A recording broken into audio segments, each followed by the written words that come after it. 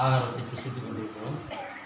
விசேஷித்த ஆகாரம் இஸ்ரவேல் ஜனங்களுக்கு வனாந்திரத்தில் விசேஷித்த ஆகாரம் கொடுக்கப்பட்டது. அந்த ஆகாரம் அதை உண்டு கடந்த வாரத்தில் பார்த்தோம். எலியா சாப்பிட்ட ஆகாரத்தினால 40 நாள் அவன் என்ன பண்ணான்? நடந்து, இந்த வசனத்தை வாசிங்க, தூங்கிட்டு இருந்த எலியாவை எழுப்பி தேவதூதன் அவனுக்கு ஆகாரம் கொடுத்தார். அந்த ஆகாரத்தை அவன் புசிக்கிற வேளையிலே 40 அவன் விழித்து பார்க்கிற போது இதோ தலையில் சுடப்பட்ட அடையும் 2 ராஜாக்கள் 19:6. இதோ தலையில் சுடப்பட்ட அடையும் ஒரு பாத்திரத்தில் தண்ணீரும் அவன் தலைமாட்டில் இருந்தது. ஒரு பாத்திரத்தில் தண்ணீர் அவன் தலைமாட்டில் இருந்தது. அப்பொழுது அவன் புசித்து குடித்து திரும்ப படுத்துக் கொண்டான். கர்த்தருடைய தூதன் திரும்ப 2ஆம் தரம் வந்து அவனை கட்டி எழுப்பி, எழுந்திருந்து போஜனம் பண்ணு, நீ பண்ண வேண்டிய பிரயாணம் வெகு தூரம் என்றார். நீ பண்ண வேண்டிய பிரயாணம் வெகு தூரம் என்றார். அப்பொழுது அவன் எழுந்திருந்து புசித்து குடித்து அந்த போஜனத்தின் பலத்தினால் 40 நாள் இரவு பகல் ஓரேப் என்னும் தேவனுடைய பர்வதம் மட்டும் நடந்து போனான். 40 நாள் இரவும் பகலும் அவனை கொண்டு எங்க சேர்த்தது? ஓரேப்புடைய பர்வதம். 40 நாள் இரவும் பகலும் இஸ்ரவேல் ஜனங்களை 40 வருடம் அவர்களுக்கு ஆகாரம் தேவன் கொடுத்தார். வானத்திலிருந்து வந்த ஆகாரம், மறைவான மன்னாவல்ல.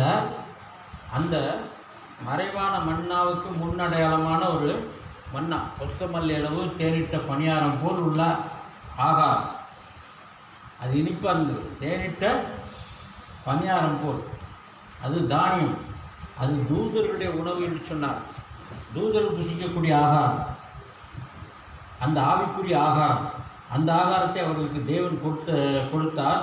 அந்த ஆகாரமானது அவர்களுக்கு 40 வருடம் கொடுக்கப்பட்டது. 40 வருட பிரயாணத்திலே அந்த ஆகாரம் கொடுக்கப்பட்டது. அந்த ஆகாரம் வரும் நாட்களில் ஒரே தானியம்தான், ஒரே மண்ணா தான். அந்த மண்ணா இஸ்ரவேல் ஜனங்களுக்கு எங்கே கொடுக்கப்பட்டது? அங்கே வைக்குது. பாளையத்தில் அவர்கள் எங்கே இருந்தாங்க? இந்த பாளையத்தில் அவர்கள் குடிசை போட்டுட்டு இருந்தாங்க, கூடாரம். இந்த பாளையம் எங்கும் மண்ணா விழுந்தது. அந்த மண்ணா அவர்கள் வீட்டை காலையில் இருந்துச்சு மண்ணாவை பொறுக்க போனாங்கன்னா வீட்டுக்கு அன்னைக்கு தேவையான ஆகாரம் அவங்களுக்கு கிடைச்சது. அன்றன்றுள்ள அப்பம், அதுதான் அடையாளம். அப்போ அன்றைய ஆகாரத்தை மறுநாள் சேர்த்து வைக்க முடியாது. சனிக்கிழமை மாத்திரம், அதாவது வெள்ளிக்கிழமை, அவங்களுக்கு சனிக்கிழமை ஓய்வு நாள், வெள்ளிக்கிழமை மாத்திரம் சனிக்கிழமைக்கு தேவையான ஓய்வு நாளுக்கு தேவையான ஆகாரத்தை எடுத்துக்கிட்டாங்க. இது அவங்களுக்கு கொடுக்கப்பட்ட ஆகாரம். ஆனால் அந்த ஆகாரத்தையே, அந்த மன்னாவை அரைத்து தேவ சமூகத்தை அப்பம் சுட்டாங்க. இங்கே வைக்கப்பட்டிருக்கிற ஆகாரத்துக்கு பேர் என்னது? தேவ சமூகத்தப்பம். தேவனுடைய பிரசன்னத்துக்கு முன்பதாக, தேவனுடைய அக்னி சம்பம் இருக்கக்கூடிய இடத்துக்கு முன்பதாக வைக்கப்பட்டபடினால், தேவனுடைய சமூகத்திலே பரிசுத்த ஸ்தலத்திலே வைக்கப்பட்டபடினால் அதே மன்னாவை அரைத்து தயார் செய்யப்பட்டது. ஆகையினால அதுக்கு சமூகத்தப்பம். அந்த சமூகத்தப்பம் என்று அதுக்கு ஏன் பெயர் என்றால் தேவனுடைய சமூகத்துக்கு முன்பாக வைக்கப்பட்டிருந்தது. அது மாத்திரமல்ல, அந்த ஆகாரம் ஒரு வாரத்துக்கு கெட்டு போகாது. இந்த அப்பம் எத்தனை நாளைக்கு கெட்டு போகாது? ஒரு வாரத்துக்கு. ஏனென்றால் அந்த ஆகாரம் ஆசாரியன் என்ன பண்ணணும்? லேவியர்களுக்கு ப்ரமோஷன் ஆகி வர்றது ஆசாரியர்கள். இந்த ஆசாரியர்கள் சனிக்கிழமை தோறும், ஓய்வு நாள் தோறும் அந்த அப்பத்தை வெளியே எடுக்கணும். எடுத்துட்டு புது அப்பத்தை உள்ளே வைக்கணும். அந்த அப்பம் அடுத்த வாரம் வரைக்கும் அது கெட்டு போகாது. ஏன் கெட்டு போகாது? தேவனுடைய பிரசன்னத்தின் கீழ் இருக்கிறபடினால், 7 சபை காலங்களுக்கு அடையாளமாக இருக்கிறபடினால், 7 பொன்புத்தோளுக்கு முன்பாக வைக்கப்பட்டபடினால், 7 சபை காலத்துக்கு உண்டான ஒரே ஆகாரம். ஆகையினால அது 7 நாள் கெட்டு போகாது.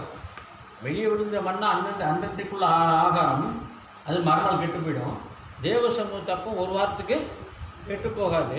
ஏனென்றால் 7 சபை காலத்துக்கு பவுல் என்ன பிரசங்கித்தாரோ, பவுலோட போதகம் எதுவோ அதே பிரசங்கம் தான் 7 சபை காலத்துக்கும். ஆனால் அந்த பிரசங்கத்தோட வெளிச்சம், வெளிப்பாடு ஒவ்வொரு சபை காலத்திலையும் வித்தியாசப்படுறதுனால இந்த 7 இங்கே என்ன போயின்னா, இந்த 7 என்ன போட்டிருக்கு? கீழே. சூரிய கிரகணம் சந்திர கிரகணமா? சந்திர கிரகணமா சூரிய கிரகணமா?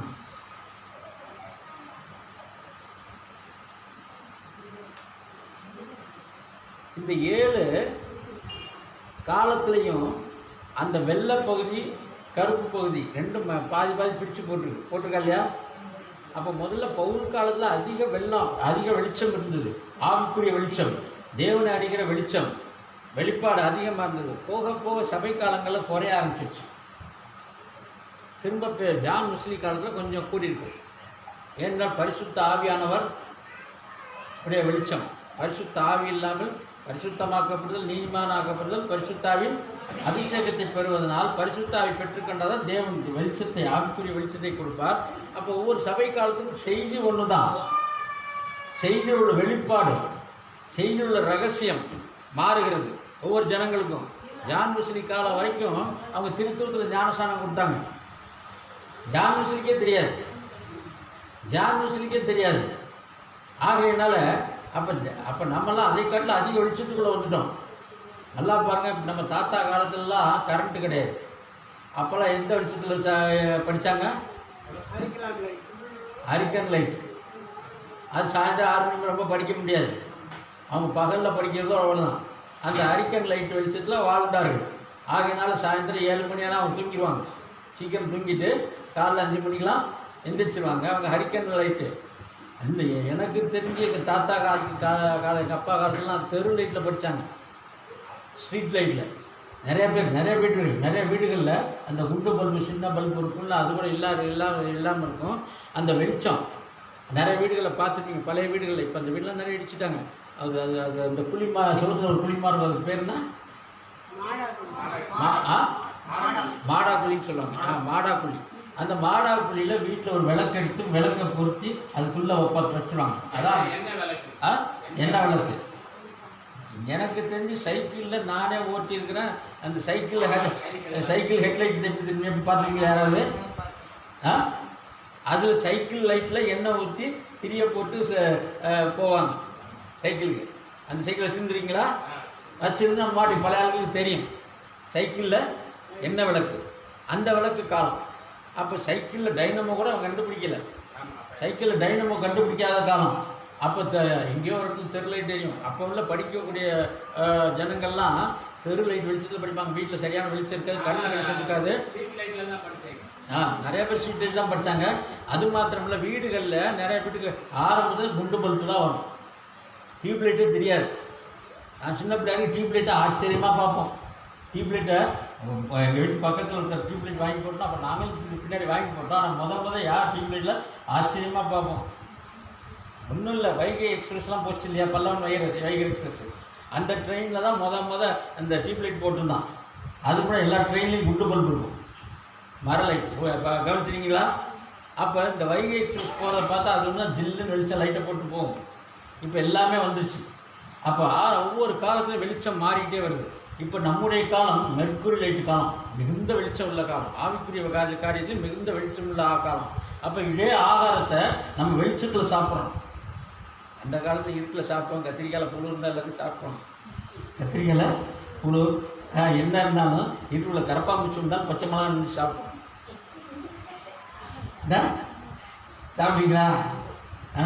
கரப்பாம்பூச்சி இருக்குதா? லைட் வெளிச்சம் இல்லைன்னா என்ன தெரியும்? இருட்டுக்குள்ள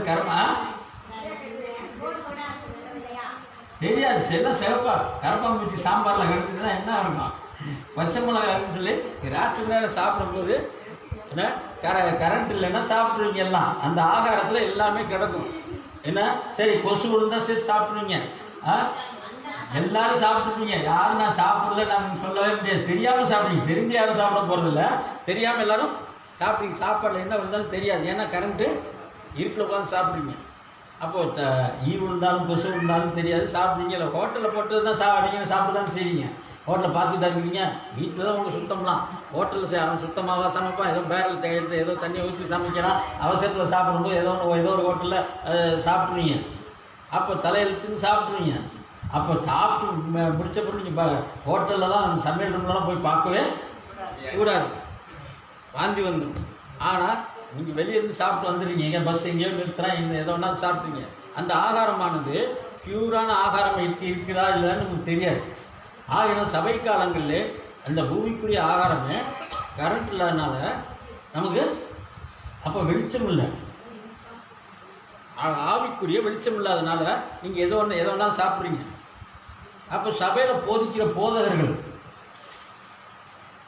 சபையில் போதிக்கிற போதகர் சொல்கிறத பைபிள் கிடையாது. இந்த 100 நாட்கள், இந்த கடைசி 100 ஆண்டுகள் தான் பைபிள். 100 ஆண்டு கூட சொல்கிறார், 50 வருஷத்தில் 1950க்கு அப்புறம் தான் எல்லாருக்கும் எப்படி பைபிள் வர ஆரம்பிச்சிது. அது கூட பைபிள் கிடையாது. ரோமன் கேத்தலிக் சபையில் சாமியார் என்ன சொல்கிறாரோ அதை அப்படியே கேட்கணும். ஏன்னா அவங்கள்ட்ட பைபிளை பற்றி அவங்களே பைபிள் படிக்க மாட்டாங்க, அவங்கள்ட்ட பைபிள் புத்தகம் கிடையாது. ஆதி நாட்கள், அதுக்கு முந்தின நாட்களில் பேப்பர் கண்டுபிடிக்க, பேப்பர் அச்சு இயந்திரம்லாம் கண்டுபிடிக்க முடியாத காலத்தில் அப்போ பைபிள் யார்ட்டையுமே கிடையாது. செவிவழி கேள்வி தான், இல்லைன்னா தோல் சுருளில் இருந்தது. அந்த நாட்களில் அங்கே இஸ்ரேல் தேசத்திலே ஒட்டகத்தோலையும் மாட்டுத்தோலையும் எழுதியிருந்த ஆகமங்களை இவங்க காப்பி எழுதி வச்சுருப்பாங்க. இது ஒரு எக்ஸிபிஷன் போட்டாங்க, பைபிள் எக்ஸிபிஷன். அது போடும்போது பார்த்தீங்கன்னா ஒரு பெரிய ட்ரம்மு மாதிரி உள்ள தோல் சுருளாக இருந்தாங்க, மாடல் வச்சுருந்தாங்க, ஓலைச்சுவடி. அதெல்லாம் இந்த காலத்தில் பைபிள் யார்ட்டையுமே கிடையாது. பைபிளை தியானிக்கக்கூடிய வாய்ப்புகள் இல்லை.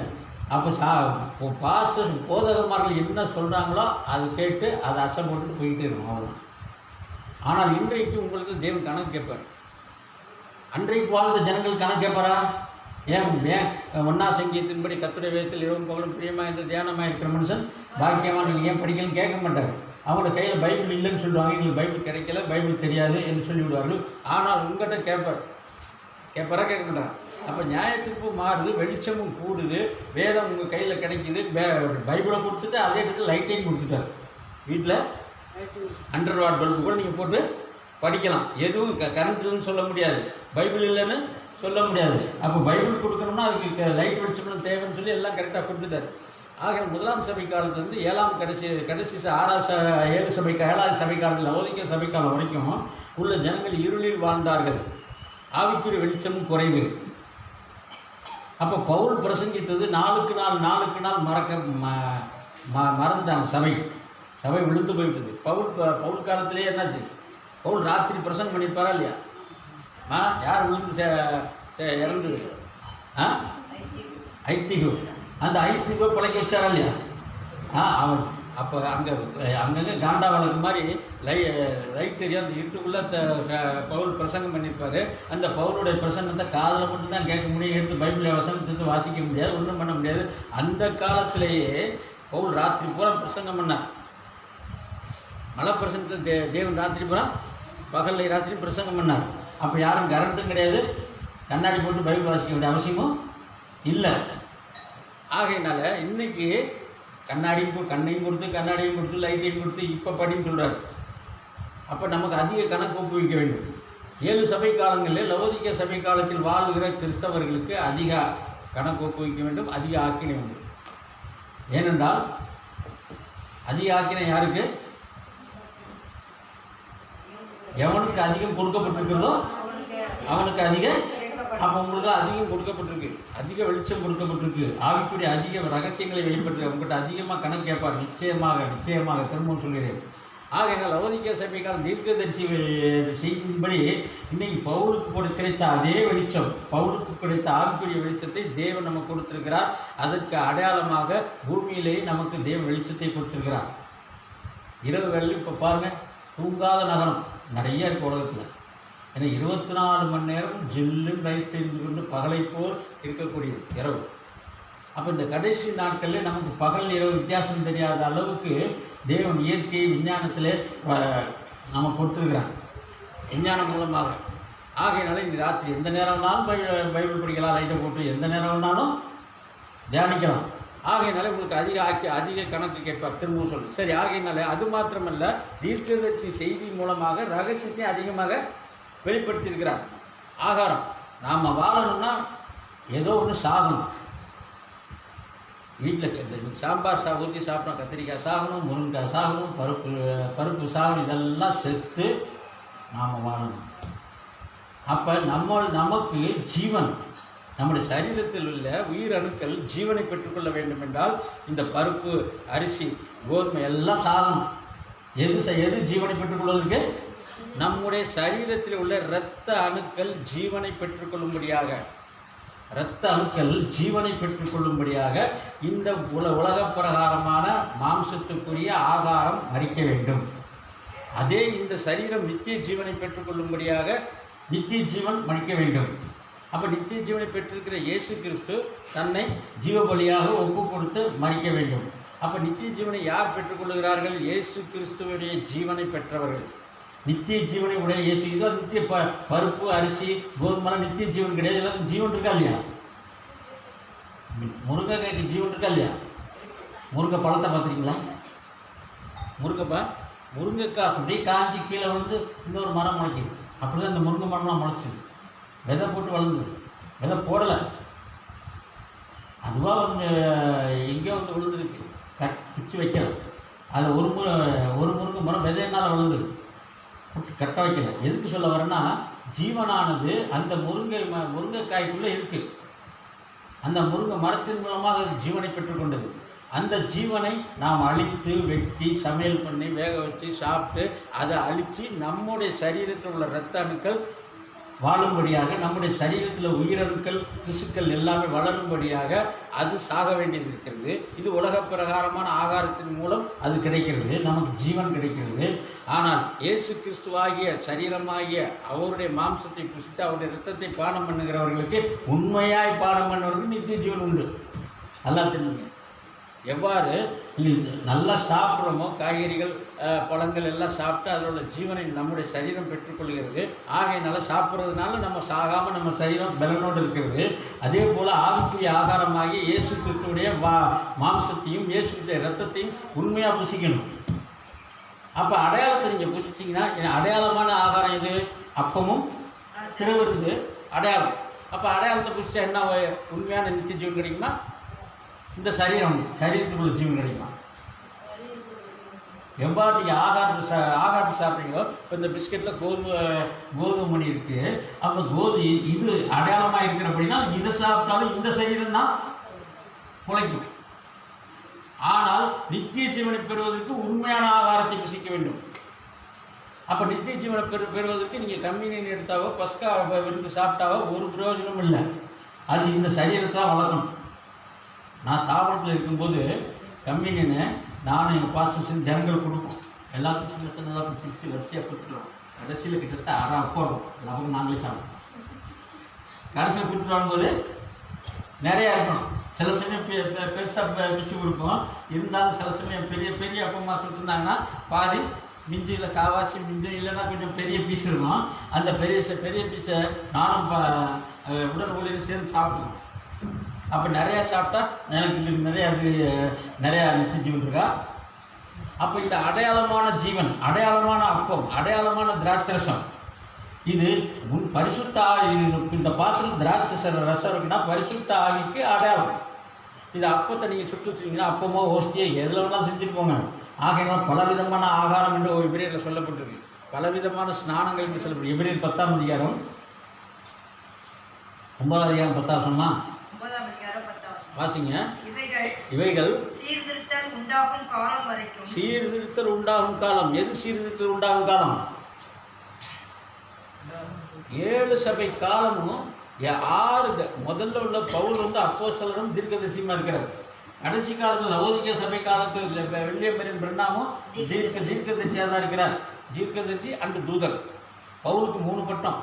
முதலாம் சபை காலத்தில் அனுப்பப்பட்டவனாகிய அப்போஸ்தலன், தீர்க்கதரிசி. பவுலுக்கு 3 பட்டம். கடைசியில் உள்ளவருக்கு தூதன், தீர்க்கதரிசி. ஆனால் அந்த நடுவில் 5 பேர் இருக்காங்களே, இவங்கெல்லாம் தூதன் சீர்திருத்தவாதிகள். சபை இருளுக்குள்ளே போகிறதுனால வெளிச்சம் இல்லை, ஆவிக்குரிய வெளிச்சம். பவுல் மரித்த பிற்பாடு பவுலை போல போதிக்கக்கூடிய ஆள் இல்லை. பவுல் மரித்த பிற்பாடு பவுலை போல சத்தியத்தை போதிக்கக்கூடிய ஆள் இல்லை. அடுத்து இர்னியஸ் வராரு, மார்ட்டின் வரார், லூத்தர் வர, இவங்கெல்லாம் பவுலுக்கு இணையாக இல்லை. இருந்தாலும் பவுல் பிரசங்கித்ததை அப்போ புக்கு நோட்டு இல்லை, பவுலோட நிருபம் கிடையாது. அப்போ யாருக்கும் பைபிள் கிடையாது, எல்லாம் செவி வழி செய்தி. பவுல் பிரசங்கித்ததை கேட்டு ஓலைச்சுவடிலையோ எதுலேயோ எழுதி அவங்க அதை பின்பற்றுவாங்க. அதை ஊழியக்காரங்க கையில் தான் இருக்கும். அவங்களுக்கும் முழு வெளிச்சத்தை கத்தர் கொடுக்கவில்லை. அந்த இருளுக்குள்ள சபை இருளுக்குள்ளே போச்சு. ஆகையினால ஒவ்வொரு சபை காலத்தில் எந்த நிலைமையிலிருந்து விழுந்தாங்க அப்படின்னு ஆண்டு கேட்குறாரு. சபை விழுந்து போக ஆரம்பித்து விட்டது. விழுந்து போக ஆரம்பிக்கிறதா சத்தியத்தில் இருக்கிறவங்க ஆள் குறைஞ்சி போச்சு. சத்தியமாக அவங்களுக்கு பரிபூர்ண வெளிச்சம் கிடைக்கல. அப்போ அந்த மீதி உள்ள நடுவில் 2ஆவது சபை காலத்திலிருந்து 6ஆவது சபை காலத்தில் உள்ள தூதர்கள்லாம் செய்தியாளர்கள், அவர்கள் பேர் சீர்திருத்தவாதிகள் அப்படின்னு தீர்க்கதரிசி சொல்கிறாங்களா? யார்? சீர்திருத்தவாதிகள். ஆகையினால தான் இங்கே எபிரேயர்ல வாசிக்கணும். என்ன சொல்லப்படும்? இவைகள் சீர்திருத்தல் உண்டாகும் காலம் வரைக்கும். ஒவ்வொரு சபை காலத்திலும் சீர்திருத்தல் உண்டாகிட்டே வருது. மார்ட்டின் ஒரு சீர்திருத்தத்தை கொண்டாரு, லூத்தர் சீர்திருத்தத்தை கொண்டாடுறாரு. அப்போ ஜான் வெஸ்லி ஒரு சீர்திருத்தத்தை கொண்டு வருகிறார். ஆனால் லவோதிக்கா சபை காலத்தில் தீர்க்கதரிசியாக வில்லியம் மரியன் மன்னாம் சீர்திருத்தத்தை கொண்டு வரவில்லை. பவுலோடைய ஒரிஜினல் கொண்டார். ஒரிஜினல் சத்தியத்தை பிரசங்கிக்கிறார். சீர்திருத்தல் வேறு, ஒரிஜினல் சத்தியம் பிரசங்கிப்பது என்பது வேறு. ரிப்பேர் பண்ணி டயரில் வண்டியை ஓட்டலாம், அது சீர்திருத்தல். புது ஸ்பேர் பார்ட்ஸ் வாங்கி மாட்டிட்டா ஒரிஜினல் ஜென்யூன் பார்ட்ஸ், ஒரிஜினல் பார்ட்ஸை மாட்டி ஓட்டுறது மாதிரி லவோதிக்கா சபை காலத்து தூதன் ஒரிஜினல் சபை ஆதி அப்போஸ்தலர் காலத்தில் இருந்த சத்தியத்தை திரும்பவுமாக பிரசங்கிக்கிறார். அப்போ 7ஆவது சபை காலம் சீர்திருத்தல் காலம் அல்ல. என்ன சபை காலம்? தீர்க்கதரிசி. ஏனென்றால் 7ஆவது சபை கால தூதன்றது எலியா வரார், எலியாவின் ஆவி. அப்போ எலியாட்ட அறகுறையெல்லாம் பிரசங்கம் பண்ண மாட்டார். எலியா பிரசங்கம் பண்ணால் அறகுறையாக பிரசங்கம். எப்படி யோவான் ஸ்நானன்ட்டு எலியா இருந்தாரோ அன்றைய நாட்களில் பரிசேயர், சதுசேயர், வேதப்பாரர்கள் எல்லாருமே சத்தியத்தில் சரியாக இல்லை. ஆனால் எழுத படிக்க தெரியாத காட்டானாக இருந்தால் வனாந்தரத்தில் வாழ்ந்த யோவான் ஸ்நானகன் விரியன் பாம்பு குட்டிகளே, அவன் அடித்து நவுத்து பிரசங்கத்தை ஆரம்பிக்கும் போது எல்லாம் பயப்படுறான். யோவானை குறை சொல்ல முடியல. குறை சொன்னால் கல்லெடுத்து அடிப்பாங்க ஜனங்கள். அந்தளவு தேவன் அவர் பயன்படுத்த ஆரம்பித்தார். ஏனென்றால் எலியாவின் ஆவி பெற்றார். அதே போல் வில்லியம் மரியம் பிரணாம், நீங்கள் ரொம்ப உயர்த்தி பேசுகிறீங்க. அவர் காலத்தில் அவர் ஒரு மனுஷன் தானே, அவர் ஏன் உயர்த்தி பேசுகிறோன்னு சொன்னால், அவர் மனிதன் மாத்திரமல்ல, அவருக்கு எலியாவின் ஆவி இருந்தபடியினால் சத்தியத்தின்படி போதிக்கக்கூடிய கிருபை பெற்றிருந்தார். அந்த எலியாவின் ஆவியை பெற்றிருந்த அவருடைய சத்தியத்தின்படி மனவாட்டி எலிசாவின் ஆவியை பெற்றிருக்கிறது போல, எலியாவின் ஆவியை பெற்றிருக்கிறது போல அவர்கிட்ட எலியாவின் ஆவி சபைக்குள்ளே வந்துருச்சு. எப்படி இயேசு கிறிஸ்து என்னவானால் தேவன் தனக்குள்ள யாவையும் இயேசு கிறிஸ்துவுக்குள் ஊற்றிவிட்டார். இயேசு தனக்குள்ள யாவையும் பெந்தேகோஸ்தே நாளிலே சபைக்குள் ஊற்றிவிட்டார் தன்னுடைய ஜீவன். அப்போ ஜீவன் சபைக்குள் ஊற்றப்படுகிறது. காய்கறி பழங்கள்லாம் நீங்கள் சாப்பிடும்போது அதனுடைய ஜீவன் நம்முடைய சரீரத்துக்குள் ஊற்றப்பட்டதுனால தான் நம்ம சரீரம் வாழ்கிறது. ஜென்ம சரீரம், மாம்ச சரீரம் வாழ வேண்டும் என்றால் நீங்கள் பூமிக்குரிய ஆகாரத்தை புசிக்க வேண்டும். அப்போ இந்த சரீரம் நித்திய ஜீவன் இந்த கடைசி நாட்களில் மறிக்காமல் எடுத்துக்கொள்ளப்படக்கூடிய விசுவாசத்தை பெற வேண்டும் என்றால் அப்போ ஏதோ ஒரு புது ஆகாரம் நமக்குள்ளே வரணும். எந்த ஆகாரம்? அது ஆவிக்குரிய ஆகாரமாக இருக்கணும். மாம்சத்துக்குரிய ஆகாரம், மாம்சத்துக்குரிய சரீரம் வளரும்படியாக. மாம்சத்துக்குரிய சரீரம் யார் நல்லா சாப்பிட்றாங்களோ அவங்க குண்டாக இருப்பாங்க, யார் நல்லா சாப்பிட்லையோ ஒல்லியாக இருப்பாங்க, யார் நல்லா சாப்பிட்றாங்களோ அவங்க பலசாலியாக இருப்பாங்க, யார் நல்லா சாப்பிட்லையோ அதை டாக்டர் சத்துள்ள ஆகாரமாக சாப்பிடுங்க, முட்டை சாப்பிடுங்க, அதை சாப்பிடுங்க, இதை சாப்பிடுங்க, பழங்கள் சாப்பிடுங்க, எதை சாப்பிடணும் டாக்டர் ஆலோசனை சொல்கிறது. காரணம் என்ன? சரீரத்தில் உள்ள பலவீனத்தை பொறுத்து அவர் சாப்பிட சொல்கிறார். அப்போ இந்த சரீரம் பலனடைய வேண்டும் என்றால் பூமிக்குரிய ஆகாரம் நமக்கு தேவை. அந்த பூமிக்குரிய ஆகாரம் என்னவென்றால் எல்லாம் மறிக்கணும். நீங்கள் வாழணும்னா ஆடு மறிக்கணும், கோழி மறிக்கணும், மீன் மறிக்கணும், எல்லாம் மறிச்சாதான் நீங்கள் வாழ முடியும். அப்போ ஆவிக்குரிய உள்ளான மனிதன் பலனடைய வேண்டும் என்றால் அப்போ எது மறிக்கணும்? உள்ளா எது? சுயம் மறிக்கணும். இது தன்மை. நீங்கள் நித்திய ஜீவனை பெற வேண்டும் என்றால் எது மறிக்க வேண்டும்? ஜென்ம சரீரம், பூமிக்குரிய இயற்கை ஜீவன் பேர். இந்த ஜீவன் பேர் என்னது? இயற்கை ஜீவன். ஆடு, மாடு, நாய், கழுதை, குதிரை எல்லாத்துக்கும் ஜீவன் இருக்குது. அது தனக்கு வேண்டிய ஆகாரத்தை அது புசிக்குது. நாய் தனக்கு வேண்டிய ஆகாரத்தை புசிக்குது, பூனை தனக்கு வேண்டிய ஆகாரத்தை புசிக்குது. அதெல்லாம் இயற்கை ஜீவனை பெற்றுக்கொள்ளு. சாப்பிட்றதுனால சாப்பாடே இல்லாமல் ஒரு ரூமில் போட்டால் 40 நாள் ஆனவனே செத்து போயிடும். 40 நாள் ஆனோம்னா ஒரு நாயாக இருக்கட்டும், பூனையாக இருக்கட்டும், முதல்ல உடம்புல உள்ள சரீரத்தில் உள்ள ஆகாரம் பூரா எடுத்து எலும்பு தூரமாக மாறிடும். அப்புறமும் தண்ணி இது இல்லாமல் ஒரு நாயை கூட்டி போடுற ரூமில் என்ன ஆகும்? செத்து போயிடும். அப்போ இந்த மனித சரீரத்துக்கு எல்லாமே ஆகாரம் தேவைப்படுகிறது. அது இயற்கை ஜீவனை அழித்து ஒன்று அழித்து சாப்பிடும். நான் எதையுமே அழிக்காமல் ஏதாவது சாப்பிட முடியுமா உங்களால்? ஜீவனை அழிக்காமல் ஏதாவது சாப்பிட முடியுமா? எல்லாம் ஏதாவது ஒன்று அழிக்கணும். இது இயற்கையான தேவனுடைய பிரமாணம், தேவனுடைய பிரமாணம். அப்போ நீங்கள் வாழணும்னா, உங்கள் சரீரம் வாழணும்னா அந்த ஆகாரத்தை புசிக்கணும். இப்போ உங்கள் சரீரத்துக்கு உள்ளாக இருக்கிற உங்களுடைய ஆத்மா நித்திய ஜீவனை பெற வேண்டும். அதற்கு என்ன ஆகாரம்? உங்களுடைய ஆத்மா நித்திய ஜீவனை பெறணும்னா அதுக்கு என்ன ஆகாரம் இருக்குது? வந்தால் சரீரத்துக்கு உண்டான ஆகாரம். அப்போ சொல்லுங்கள், நீங்கள் உங்கள் ஆத்மா நித்திய ஜீவனை பெற வேண்டும் என்றால் என்ன ஆகாரம்? தேவனுடைய நித்திய ஜீவனை உடைய இயேசு கிறிஸ்துவுடைய சரீரமாகிய ஆகாரம். ஆகையினால என் மாம்சத்தை புசித்து என் ரத்தத்தை பானம்னா என்ன எடுத்து உனக்கு பங்கில்லை, நித்திய ஜீவனில்லை. அப்போ தேவனுடைய வார்த்தையை பெற்றுக்கொள்வது நித்திய ஜீவனை பெற்றுக்கொள்கிறான். அப்போ உண்மையான இயேசு கிறிஸ்துடைய சரீரத்தை நீங்கள் புசிக்கணும். நம்ம டார்கெட், நம்முடைய லட்சியம் இயேசு கிறிஸ்துடைய சரீரத்தை எப்படியா சாப்பிட்டாகும், இயேசு கிறிஸ்துடைய ரத்தத்தை எப்படியா குடிச்சாகும். அப்போ என் ரத்தத்தை என் மாம்சத்தை புசித்து என் ரத்தத்தை பானம் பண்ணாதவனுக்கு நித்திய ஜீவன் இல்லைன்ட்டாங்க. அப்போ நித்திய ஜீவன் பண்ணால் இன்னைக்கு இயேசு கிறிஸ்து ரத்தத்துக்கு எங்கே போகிறது? இயேசு கிறிஸ்துடைய சரீரத்துக்கு எங்கே போகிறது? கம்யூனியன் எடுத்தால் கிடச்சுமா? சபைகளில் கொடுக்கப்படக்கூடிய ஆகாரமானது உங்களுக்கு நித்திய ஜீவனை கொண்டு வருமா? அப்புறம் எல்லாரும் 7 சபை காலத்துலையும் அவனுமே சாவக்கூடாது. 7 சபை காலத்துலையும் இயேசு கிறிஸ்து கொடுத்த கம்யூனியன்லேயே யூதாஸ் மாண்டு போனான். இயேசு கிறிஸ்து முதல் கொடுத்த கம்யூனியில் யார் செத்து போனான்? அப்போ இயேசு கிறிஸ்து அப்போ உண்மையான சரீரத்தை யூதாசு கொடுக்கல, உண்மையான ஆவியை அவருக்கு திராட்சரசத்தை கொடுக்கல. பரிசுத்தாவியை பெற்றிருந்து உண்மையான வார்த்தையை பெற்றிருந்தா யூதாஸ் மறிக்க முடியாது. அப்போ இயேசு கிறிஸ்து கம்யூனியன் என்ற அடையாளத்தை அவர்களுக்கு கொடுத்தார். அந்த கம்யூனியன்கிற அடையாளத்தை ஆகாரத்தை கொடுத்துட்டு நானும் இதை இனிமேல் புசிப்பதில்லை, தேவனுடைய ராஜ்யத்தில் நவமான பானத்தை புசிக்கும் வரை நான் இந்த பானத்தை பானம் பண்ணதுன்னு சொல்லிட்டார். அப்போ உண்மையான இப்போ நம்ம அந்த உண்மையான ஆகாரம் என்னன்னு தெரியணும். உண்மையான ஆகாரத்தை புசிக்கணும். உண்மையான ஆகாரத்தை புசிக்கும் போது அடையாளம் தேவையே இல்லை. அதான் பிரச்சனை. உண்மையான ஆகாரத்தை புசிக்கும் போது, இயேசு கிறிஸ்து உண்மையான மாம்சத்தை புசிக்கும் போது, அவருடைய உண்மையான பரிசுத்தாவியாகிய இரத்தத்தை நீங்கள் பானம் பண்ணும்போது அடையாளம் நமக்கு தேவை இல்லை.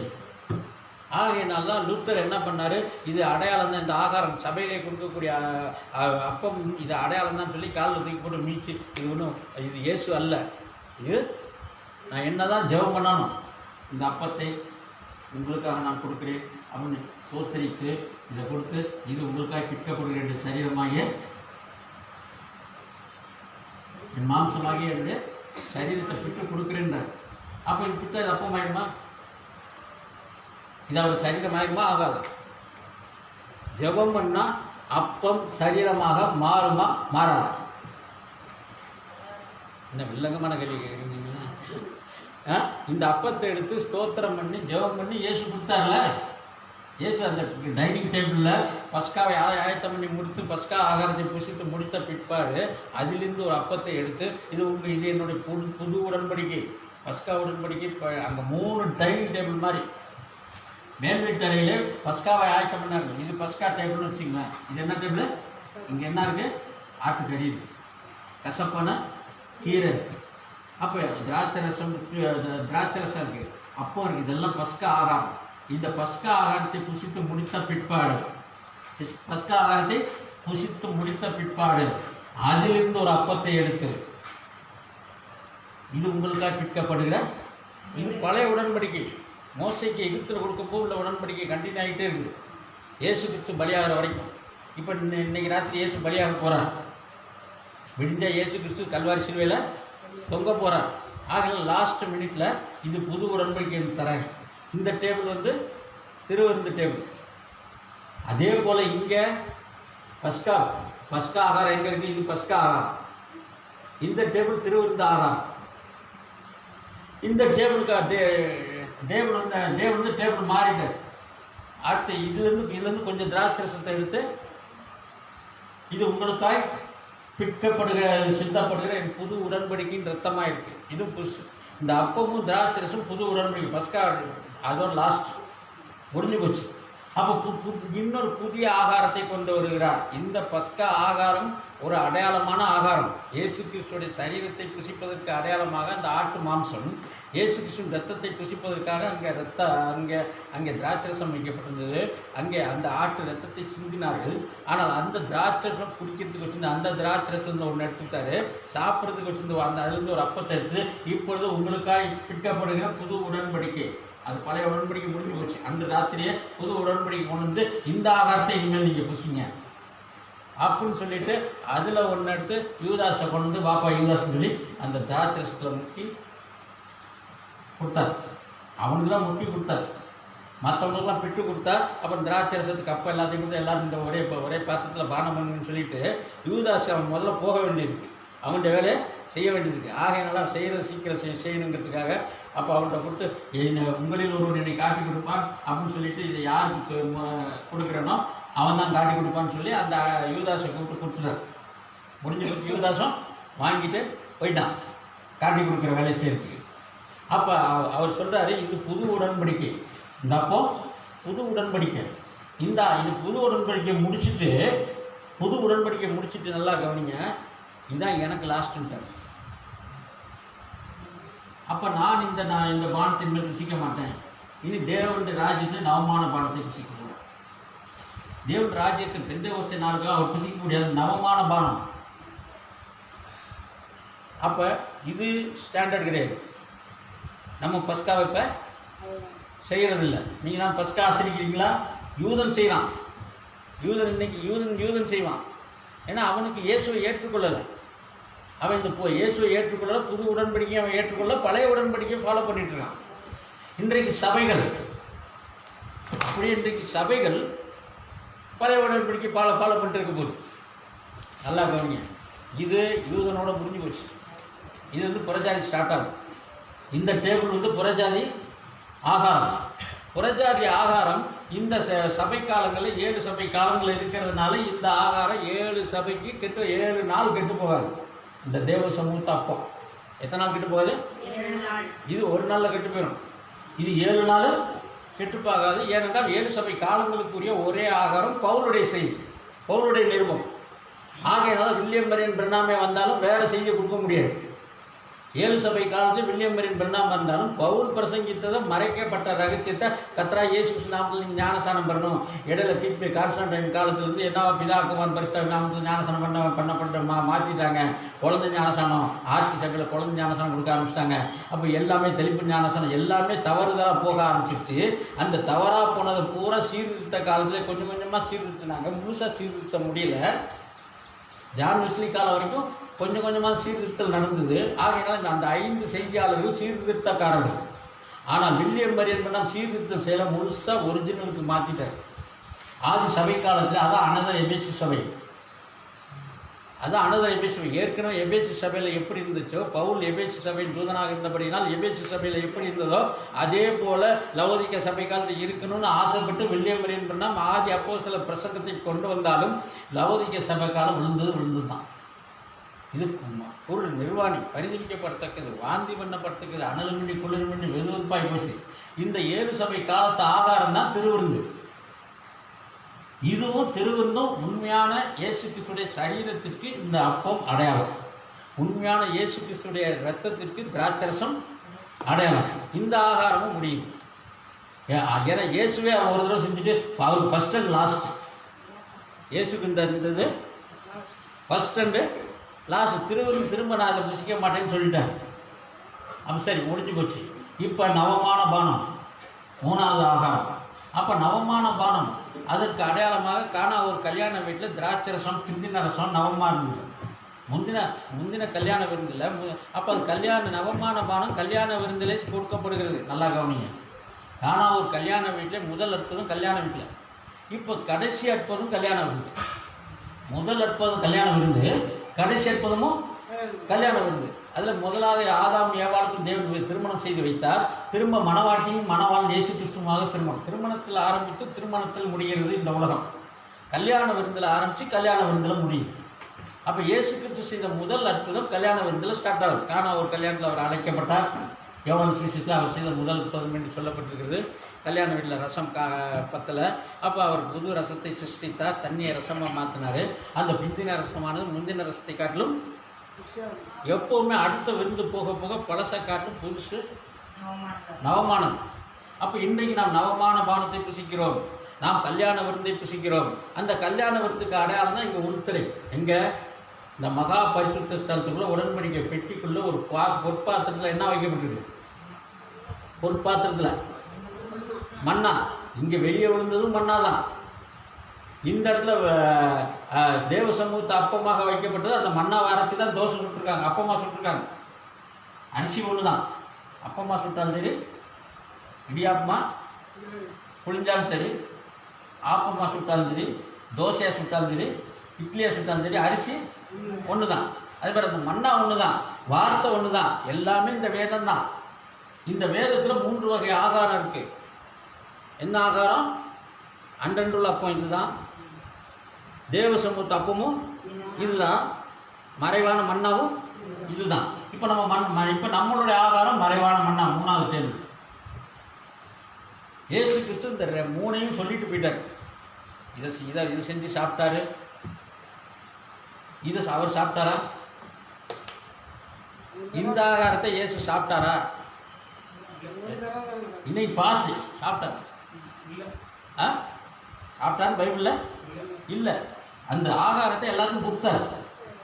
பஸ்கா ஆகாரத்தை அவர் கடைசியாக நான் பஸ்கா ஆகாரத்தை புசிக்க ஆசையாக இருக்கிறேன் என்று சொல்லி மேல் வீட்டில் தண்ணி குடம் ஒருத்தன் தூக்கிட்டு போவான். அவன் எந்த வீட்டுக்கு போகிறானோ அங்கே போய் கேளு. மேல் வீட்டில் கம்பளம்லாம் விரிக்கப்பட்டிருக்கும். அந்த கம்பளம்லாம் விரிக்கப்பட்ட இடத்துல அவன் வீட்டை அவன் கேட்டிங்கனாலே அவன் கொடுத்துருவான். அங்கே போய் பஸ்காவை ஆடை வெட்டி எல்லாம் ஆயத்தம் பண்ணுங்கன்னு. அது அவர் கடைசியாக புசிக்க ஆசையாக இருந்தேன். அவர் மனிதனாக இருந்தார். அவர் மனிதனாக இருந்த வெள்ள அவரும் கை கொள்ள வேண்டியது அவசியமாக இருந்தது. நியாயப்பிரமாண சட்டத்தை அவரும் கீழ்ப்படிய வேண்டியதாக இருந்தது. அந்த பஸ்கா ஆகாரத்தை அவர் புசிக்க வேண்டியதாக இருந்தது. இப்போ புசிச்சுட்டு அதிலிருந்து தான் போஜனத்தை விட்டு எழுந்து புதிய ஆகாரத்தை கொடுத்தார். இது கம்யூனியன். இன்றைக்கி லௌகிக சபை காலத்தில் நாங்கள் இருக்கோம். இன்னும் கம்யூனியன் கடைசி வரைக்கும் கொடுக்கணும், கம்யூனியன் கொடுத்த கடைசி வரைக்கும் எடுக்கணும்னு சொல்லக்கூடிய எல்லா சபையும் மறித்து போயிட்டு. திரும்ப சொல்கிறேன், இன்றைக்கி இங்கே பஸ்கா ஆகாரத்தை செஞ்சிங்கன்னா சரியாக இருக்குமா? ஆடை வெட்டினீங்கன்னா சரியாக இருக்குமா? முஸ்லீம் செய்கிறான், அவன் பஸ்காவை தான் செய்கிறான். அவன் பக்ரீத் கொண்டாடுறான். அவன் முஸ்லீம் செய்கிறது ஆரம்பத்தில் நிற்கிறான், யூதன் செய்கிறது அங்கேயே இருக்கிறான். நம்ம சபை காலத்துக்குள்ளே வந்துட்டோம். இயேசு கிறிஸ்து உடன்படிக்கை மாற்றிட்டாருன்னு நமக்கு தெரியுது. புதிய உடன்படிக்கையை கொண்டாந்துட்டாரு. அந்த புதிய உடன்படிக்கை பஸ்கா மாம்சத்துக்கு ஆகாரத்துக்கு அடையாளமாக அப்போம், அவருடைய ரத்தத்துக்கு அடையாளமாக திராட்சை ரசம். சரியா? அப்புறம் புது உடன்படிக்கை வந்துட்டோன்னு 7 சபை காலங்கள் உள்ளவங்களாம் சொன்னாங்க. இப்போ வில்லியம் மரியன் ரெண்டாமுடைய சபை காலம் முடிஞ்சு போச்சு, லவோதிக சபை காலம் முடிஞ்சு போச்சு. இப்போ அதையும் தாண்டி வரணும். இப்போ நம்மளை யார் வழி நடத்துறது? அதுக்காக தான் எல்லோரும் என்ன பண்ணிட்டான், 8ஆம் தேதி வரணும். நம்மளை வழி நடத்துறதுக்கு வில்லியம் மரியன் ரெண்டாம் செத்து போயிட்டார்ல, அப்போ இன்னொருத்தர் வரணும்ல. எம்ஜிஆர் செத்தா ஜெயலலிதா வரணும். எம்ஜிஆர் செத்தா அப்படின்னு இவன் பண்ண மாட்டா. இப்போ ஜெயலலிதா செத்தாச்சு, அதுக்கடுத்து யார் வர்றது? ஒரே குழப்பம். எடப்பாடியா, ஓ பன்னீர்செல்வமா, சசிகலாவாங்கிற குழப்பம். அது மாதிரி தான் சபை. இந்த நாட்டில் லிட்ரலாக நடக்கிறது எல்லாமே ஆவிக்குரிய காரியத்துக்கு அடையாளமாக இருக்குது. இப்போ எழுத்தின்படி பாருங்களேன். இப்போ உதயசூரியன் உதிக்குன்னு இவன் சொல்கிறான், ஸ்டாலின் சொல்கிறான். அப்போ இந்த ஆவிக்குரிய கண்ணோட்டத்தில் பார்த்தீங்கன்னாலும் மின்னல் கிழக்கில் தோன்றி மேற்கொள் பிரகாசிக்கிற மனுஷன் மாட்ட வருகை இருக்கும். அப்போ விடிவெள்ளி எந்த பக்கம் தோன்றும்? சூரியன் உதிக்கிற டயத்தில் விடிவெள்ளி நட்சத்திரம் தோன்றணும். அப்போ திரும்பவுமாக அதிகாலைக்கு வரணும். உங்களை விடியலுக்கு கொண்டு வரேன் யார் சொல்கிறா? ஸ்டாலின் சொல்கிறேன். என்ன சொல்கிறா? என்ன அடிக்கடி போகிறாங்க. என்னது? விடியல் தான் தராரு. அவர் விடியல் தராரோ இல்லை, மணவாட்டி விடியல் வந்துருச்சு. மணவாட்டிக்கு அவன் என்ன ஸ்டாலின் என்ன விடியலை தர்றது என்ன? ஆனால் அவர் ஒரு அடையாளமாக இருக்குது. ஒரு அடையாளமாக எல்லாம் இப்போ விடியல் வர நேரம் தான்.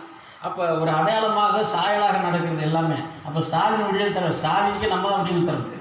ஸ்டாலினுக்கே மணவாட்டி தான் விடியல் தரணும். அவருக்கு இங்கே விடியல், அவர் இருட்டுக்குள்ளே தான் இருக்கிறாரு, ஆவிக்குரிய இருளில் இருக்கிறாரு, தேவனை அறியலை.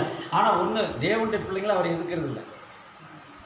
தேவனுடைய ஜனங்களை எதுக்கிறது இல்லை. ஆனால் மற்ற கட்சிகள் எல்லாமே தேவனுடைய ஜனங்களை எதுக்கிறதுனால என் தேவனை பகைக்கிறேன்னு நான் முழு பகைக்கிறேன் அப்படின்னு தாவீது சொல்கிறான். அவன் யார் எவனும் எனக்கு தேவையில்லை. என் கண்ணனாக இருக்கட்டும், தம்பியாக இருக்கட்டும், அப்பா அவன் என் தேவனை பகைச்சா நான் எனக்கு எதிராளி தான்.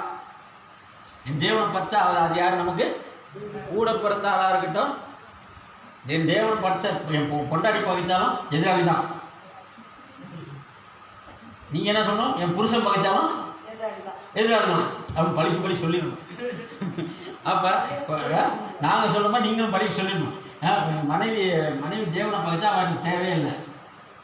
கணவன் தேவனை பகைச்சா அவர் எனக்கு தேவையே இல்லை. எனக்கு தேவன் தான் முக்கியம். ஆகையினால தேவன் நமக்கு விடியலை தராரு. உண்மையான ஆவிக்குரிய வெளிப்பாடு. விடியல் என்றால் என்ன? வெளிச்சம். வெளிச்சம் என்றால் ஆவிக்குரிய வெளிப்பாடு. சூரியன் காலையில் 5:30 மணிக்கு பார்த்தீங்கன்னா ஒரே இருட்டாக இருந்தாலும் அந்த கொஞ்சம் 5:45 ஆகும்போது சூரியன் வெளியே வரும்போது என்ன வருது? வெளிச்சம் வருது. வெளிச்சம் வர வர வெளிப்பாடு வருது. வெளிப்பாடு வர வர அப்போ இருட்டுக்குள்ள பார்த்தீங்கன்னா அந்த எழுத்த பில்டிங் என்ன கலரு, ப்ளூ கலர், அந்த பில்டிங் என்னென்ன பெயிண்ட் அடிச்சிருக்காங்கன்னு நம்ம சொல்ல முடியாது. ஆனால் சூரியன் உதிக்க என்ன ஆகும்? எல்லா இருட்டுக்குள்ள உள்ள பில்டிங் ஃபுல்லாகவே என்னென்ன பில்டிங் என்னென்ன கலர் எத்தனை மாடி எல்லாம் முழுசாக தெரிய ஆரம்பிக்கும். அப்போ ஆவிக்குரிய வெளிச்சம் லவோதிக்கேய சபை காலத்தில் திரும்ப இருக்கு. ஆகினாங்க லவோதிக்கேய சபை காலத்தில் முழு வெளிச்சம் அல்ல. லவோதிக்கேய சபை காலத்தில் முழு வெளிச்சம் அல்ல. ஆனால் இதுக்கு அடுத்து 8வது நித்திய மினிமல் முழு வெளிச்சம் இல்லை. அக்னி சம்பம் இருக்கக்கூடிய இடத்துக்கு சபை காலத்தில் 7 பொன் குத்தோளுக்கு தான். 8வது ஒரு குத்தோளுக்கு 8வது ஒருத்த வெளிச்சத்து தான் சொன்னோன்னா பெசாசு. அப்போ இந்த 7 சபை காலம் முடிஞ்சோன்னா நீங்கள் இங்கே உள்துறைகளை வந்துடணும். உங்களை உள்துறைக்கு வர்றதுக்காக தான் தேவாலயத்திலே 2ஆக கிழிச்சாரு. அவர் கிழிச்சது நோக்கமே உங்களுக்கு தெரியலன்னா இப்போ இந்த கம்யூனியன் டேபிள்லேருந்து அடுத்த டேபிளுக்கு போகணும். இந்த டேபிள் உள்ள ஆகாரத்தை பற்றி நம்ம செய்தியை ஆவிக்குரிய ஆகாரம். இதில் உள்ள ஆகாரம் தான் ஆவிக்குரிய ஆகாரத்துக்கு அடையாளம். என்ன முடிஞ்சது? அடையாளம் எப்பவுமே முடியணும். எப்போவுமே அடையாளத்தை தோன்றக்கூடிய காலம் உண்டு, முடியக்கூடிய காலம் உண்டு. பஸ்காவிருந்து எகிப்தில் தோன்றுச்சு, இயேசுவோட முடிஞ்சிருச்சு. திருவிருந்து இயேசுகிட்ட தொடர்ந்துச்சு, ஏதோட முடியுது. அங்கே தான் கிளைமாக்ஸ் சபைக்கால. அப்போ இன்னும் ஏன் என்டைம் மெசேஜ்லேருந்து திருவிருந்து கொடுத்துட்டே இருக்கிறான்? வெளிப்பாடு இல்லை. என்டைம் மெசேஜ் திருவிருந்து கொடுத்துட்டே தான் பெண் அர்த்தம். அவன் இங்கேருந்து வரமாட்டேங்கிறான். யூதன் இந்த டேபிள்லேருந்து இந்த டேபிளுக்கு வரமாட்டேங்கிறான். யூதன் இந்த டேபிள்லேருந்து அவன் அப்போ அவன் எதை ஏற்றுக்கொள்ளலை? மேசியாவை ஏற்றுக்கொள்ள. இப்போ இந்த டேபிள்லேருந்து இந்த டேபிளுக்கு வரலன்னா இவன் எதை ஏற்றுக்கொள்ளலை? இவனும் மேசியாவை ஏற்றுக்கொள்ள. ஏன்னா ரகசிய வருகையை ஏற்றுக்கொள்ளவில்லை. தேவன் திருநிலைப்போடுங்களுக்குள்ளே வரக்கூடிய வருகையை ஏற்றுக்கொள்ள. அப்போ இவன் அடுத்த இந்த ஸ்டெப்புக்கு வரல. இப்போ நம்ம இங்கே உள்ள ஆகாரத்தை தான் புசிக்க போகிறோம். இது முக்கியமான ஆகாரம். இந்த பூமிக்குரிய ஆகாரமானது நம்ம சரீரம் பலனடைய. டெய்லி முட்டையாக சாப்பிடுங்க. என்ன டெய்லி சப்பாத்தி தோசை விதவிதமாக எவ்வளோ சாப்பிட்றீங்களோ உடம்பு ஸ்ட்ரென்த்து. அப்போ சாப்பிட்றது தேவனுடைய நியமனம், சாப்பிடணும். அப்போ தேவன் ஆனால் சாப்பிடணும்னு சொல்லிட்டு மனிதன் 54 மாத்திரமல்ல தேவனுடைய வாயிலிருந்து புறப்படுகிற ஒவ்வொரு வார்த்தையும் அவன் குழப்பான். அப்போ அந்த ஆகாரம் சரீரத்துக்கு உங்களுக்கு ஆகாரமாக இருந்தால் பிழைப்பு நித்திய ஜீவனை பெறக்கூடிய ஆகாரம் வேற. அப்போ அந்த நித்திய ஜீவனை கொடுக்கக்கூடிய ஆகாரம் எது? இந்த ஒரிஜினல் அப்பம் எது? ஒரிஜினல் திராட்சசம் எது? மொட்டையை வார்த்தைன்னு சொல்லிட முடியாது. எல்லாமே வார்த்தை தான். ஆமாம், தேவனுடைய சரீரம் தேவனுடைய ரத்தமும் நீங்கள் புரிச்சு ஆகணும். 70 பேர் ஊழியம் செஞ்சுட்டு வந்தாங்க. ஊழியம் செஞ்சு வந்தோடனே அந்த 2 பேரை அனுப்பியிருந்தார் ஊழியத்துக்கு. 70 பேர் வந்து ஆண்டவர் பேரை சொன்னால் பிசாசு நடுங்குது, அது செய்து அற்புதம் எல்லாம் நல்லா சந்தோஷமாக இருக்குது ஊழியம் செய்யறதுக்கு அப்படின்னு சொல்லிட்டு வந்தவங்கள, இதுக்கு சந்தோஷப்படாதப்பா. என்ன எதுக்கு சந்தோஷப்படாது? உன் பேர் ஜீவ புஸ்தகத்தில் இருக்கணும். உன் பேர் இந்த ஜீவ புஸ்தகத்துக்குள்ளே இருக்கணும். அதுக்காக சந்தோஷப்படாது. நீ பிசாசை வாட்டே என்ன அது ஒரு தகுதி கூட கிடையாது. No eligibility. நித்திய ஜீவனை பெற்றுக்கொள்வதற்கு, நித்திய ராஜ்யத்துக்குள்ளே வர்றதுக்கு, நீங்கள் தேவனுடைய ராஜ்யத்துக்குள்ளே வர்றதுக்கு தகுதியானது நீங்கள் செய்யக்கூடிய அற்புதமோ அடையாளமோ ஊழியமோ எதுவும் இல்லை. அப்போ என்ன? பூமியில் எவைகளுக்கு தேவனுடைய சித்தத்தை நிறைவேற்றிருக்க வேண்டும். தேவனுடைய சித்தத்தை நிறைவேற்றாதனால தான் அவங்கள வந்து அக்கிரம செய்கைக்காரர்களே என்னை விட்டு அகன்று போங்க, நீ யாருன்னு எனக்கு தெரியாதுன்றார், உன்னை அறியேன். இப்போ நாமெல்லாம் நம்மளப்பா தேவன் அறியேன்னு சொல்லிடக்கூடாது, அக்கிரம செய்கைக்காரன்னு சொல்லிடக்கூடாது. நாமெல்லாம் தேவனுடைய சித்தத்தின்படி ஜீவிக்கிறவர்கள், தேவனுடைய சித்தத்தின்படி தேவனுடைய வார்த்தையின்படி நடக்கணும்னா தேவனுடைய வார்த்தை உங்களுக்குள்ளே வரணும், தேவன் உங்களுக்குள்ளே வரணும். தேவன் உங்களுக்குள்ள பரிசுத்த ஆவி பெந்தேகோஸ்தேனாலே அச்சாரமாய் கொடுக்கப்பட்டது. அது பரிசுத்த ஆவி ஞானஸ்நானமாக இருக்கிறது. இப்பொழுது அக்கினி ஞானஸ்நானம் உள்ள ஞானஸ்நானம். இது உடன்படிக்கை பெற்றீங்களா? அக்கினி ஞானஸ்நானம் இந்த இடத்துக்கு வரணும். இதுபுறம் பரிசுத்த ஞானஸ்நானம். வெளியே இருக்கிற ஜனங்கள் மேகத்தின் கீழும் அவர்கள் அடையாளத்தில் செங்கடலை கடந்து வந்தவர்கள். ஆனால் இங்கே சபை காலத்தில் வந்தவர் நானே வழி என்ற இந்த வழியை கடந்து இயேசு கிறிஸ்துவை ஏற்றுக்கொண்டு இங்கே உள்ளவர்கள் சபை காலத்தில் உள்ளவர்கள். இப்பொழுது சபை காலம் முடிந்து விட்டது. இப்போ சபை காலம் முடிஞ்சிச்சுன்னா இன்னொரு காலம் அல்ல, இன்னொரு சபை காலம் அல்ல. இந்த காலில் இந்த இல்லை சொன்னார் ஓவர்லாப்பிங் பீரியட். அந்த ஓவர்லாப்பிங் பீரியடுங்கிறது என்னது? வனாந்தத்தில் நீங்கள் வரக்கூடிய காலம். செங்கடலை கடந்து வந்தாச்சு, சபை காலத்துக்குள் நீங்கள் வந்துட்டீங்க. சபை காலம் இப்பொழுது நிறைவேறுகிறது. சபை காலம் லவோதிக்கேய சபை காலத்தை விட்டு வெளியே வாழ்கிறார். இன்னும் சபை காலத்துக்குள்ளே இருந்தீங்கன்னா இதை வாசற்படி என்று கதவை தட்டுகிறேன். அப்போ இயேசு இருக்கிறது நீங்கள் வரணும். அவர் உள்ளே வரமாட்டார். ஏன் உள்ளே வரமாட்டார்? இங்கே நீ அனலுமன்றி குளிருமன்றி மாந்தி பண்ணத்தக்கதாக வெதுவெதுப்பாக இருக்கு. சபை கூட நிர்வாணி பதிவு வைக்கப்படத்தக்கவன். நீ கேவலமாக இருக்க. தேவன் உள்ள ஒரு வீட்டுக்கு போகிறோம், ஒரே செத்தறி நாத்தனா இருக்கு. எங்கள் கடையில் அப்படி தான் ஆச்சு. எலி மருந்தை வச்சுட்டு வேறு வழி இல்லை, எலி மருந்தாக வைக்க வேண்டியது இருக்குது. எலி எல்லாத்தையும் கடிச்சு வச்சுருக்கு. டெய்லி எலி மருந்து வைக்கிறது. ஆனால் மறுநாள் காலையில் கடை இருந்தால் ஒரே எலி சுத்த நாத்தம். உள்ளே போக முடியல. எல்லாம் மூக்க போட்டு போட்டு எலி செத்தறியெல்லாம் எடுத்து போட்ட பிறகு தான் கிளியர் ஆகி ரூம் ஸ்ப்ரேலாம் அடித்த பிறகு கொஞ்சம் கிளியர் ஆகும். அதே போல் ஒரு வீட்டுக்கு நீங்கள் போகிறீங்கன்னா அங்கே ஒரே நாற்றம் நாரிச்சுன்னா அந்த வீட்டுக்குள்ள போவீங்களா? போக மாட்டீங்களா? சுத்தம் பண்ண பிறகு தான். அப்போ பினாயில் எல்லாம் போட்டு தெளித்து க்ளீன் பண்ணி சுத்தம் பண்ண பிறகு தான் போவோம். அப்போ இயேசு கிறிஸ்து உங்கள் வீட்டுக்குள்ளே வரத்துக்கு, லவோதிக்கேய சபை காலத்துக்குள்ளே அவர் வரத்துக்கு அங்கே 7 பொன்கொத்தில் உலாவி கொண்டிருந்த தேவன் லவோதிக்கேய சபை கேவலமாக ஆனதுக்கு பிற்பாடு அப்போ அவர் சபையை விட்டு வெளியே போயிட்டார். இனி அவர் உள்ளே வரவே ஒரு எழுப்புதல் முடிஞ்சிச்சுன்னா திரும்ப இன்னொரு எழுப்புதல் வராது. ஒரு எழுப்புதல் 3 வருடம் தீர்க்கதரிசி. ஒரு எழுப்புதல் லவோதிக்கேய சபை காலத்தில் எழுப்புதல் வந்துச்சு. அது தீர்க்கதரிசி காலைல வாச்சோம். தீர்க்கதரிசி செய்தி எப்போ எழுப்புதல் வந்துச்சு? லவோதிக்கேய சபை காலத்துக்கு எப்போ எழுப்புதல் வந்துச்சு? காலைல தானே சொன்னேன். 1946 அதிகாரம் 46 வருஷம் மே மாதம் 6ஆம் தேதி கொடியை நாட்டியாச்சு. இப்போ அதற்கு மறுநாள்லேருந்து எழுப்புதல்ட்டார். உன்னுடைய செய்தி எழுப்புதலை கொண்டு வரும். கரெக்டாக 1947 தீர்க்கதரிசி செய்தி ரெக்கார்டாகி வர ஆரம்பிச்சிச்சு. எவ்வளோ கரெக்டாக நடக்குது. அப்போ எழுப்புதல் லவோதிக்கேய சபை காலத்து எழுப்புதல் முடிந்து 1965 அவருடைய ஊழியம் முடிந்து 77 சபைக்காலம் முடிஞ்சு இப்போ திரும்ப எழுப்புதலுக்கு வேலையே இல்லை. கொஞ்சம் கொஞ்சமாக மறித்து கொண்டிருக்கிறது. லவோதிக்கேய சபை காலத்துட்டு தேவன் வெளியே போயிட்டார். தேவன் வெளியே போன பிற்பாடு நீங்கள் அங்கே இருந்தீங்கன்னா உங்களுக்கும் மரணம். தேவன் பின்னாடியே போயிடணும். பாதாளத்தில் பரிசுத்தவான்கள், பழைய ஏற்பாட்டு பரிசுத்தவான்களாம் சிறைப்பட்டவர்களை சிறையாக்கி தேவன் கூப்பிட்டு வந்தோன்னு அதிர்க்கிறது சொல்கிறார். அவங்க எங்கேயுமே போகலையாம். இயேசு உயிர் தந்தப்புறம் அவங்க என்ன பண்ணாங்க? அநேகருக்கு காட்சியளித்தார்கள். அது மாத்திரமில்லை, இயேசு கூடயே இருந்தானா 40 நாள். அப்போ 40 நாள் இயேசு கிறிஸ்து மேலே எடுத்துக்கொள்ளப்படும் போது அவர்களும் கூடயே போனாங்க. அவங்க தான் மேகம் போல திரளான சாட்சிகள். அவங்க தான் என்ன பண்ணாங்க? இயேசு கிறிஸ்துவை ஒரு மேகம் எடுத்துக்கொண்டது. அப்போ அது பழைய ஏற்பாட்டு பரிசுத்தவான்களுடைய கூட்டம். அந்த மேகம் அவங்களை எடுத்துக்கொண்டுச்சு. அப்போ அவங்க கூடயே போயிட்டாங்க. அவங்க திரும்பவும் இயேசு கிறிஸ்துவை விட்டு பிரியவே மாட்டாங்க. இயேசு கிறிஸ்து பெந்தேகோஸ்தே நாளில் சபைக்கு வந்துட்டார். இயேசு எப்போ வந்தார்? இயேசு எப்போ போனார்? எப்போ வந்தார்? 40 நாள் போனார். 50 நாள் வந்துட்டார். இதோ வந்து இந்த உலகத்தின் முடிவிலும் சகல நாட்களோடு கூட இருக்கிறேன். உங்களை விட்டு நான் உன்னை விட்டு விலகுவதில்லை, உன்னை கைவிடுவதில்லை. அப்போ தேவன் நமக்குள்ள பரிசுத்த ஆவியானவர் உள்ளே வந்து தங்கிட்டார்னா அவருடைய வழிநடத்தலுக்குள்ள நீங்கள் வரும்பொழுது அப்பொழுது எவன் ஒருவன் தேவனுடைய ஆவியினால் வழிநடத்தப்படுகிறானோ அவன் தேவனுடைய. அப்போ புத்திரசிங்கார ஆக்கி பரிசுத்தாவி உங்களை கொடுத்துட்டார். மேலே வந்து அவர் டேவிட் ராஜ் ஐயா பரிசுத்தாவியில் நான் வழிநடத்தப்பட்டு கொண்டிருக்கணும். அப்போ உண்மையாக பரிசுத்தாவியில் வழிநடத்தப்பட்டு கொண்டிருந்தா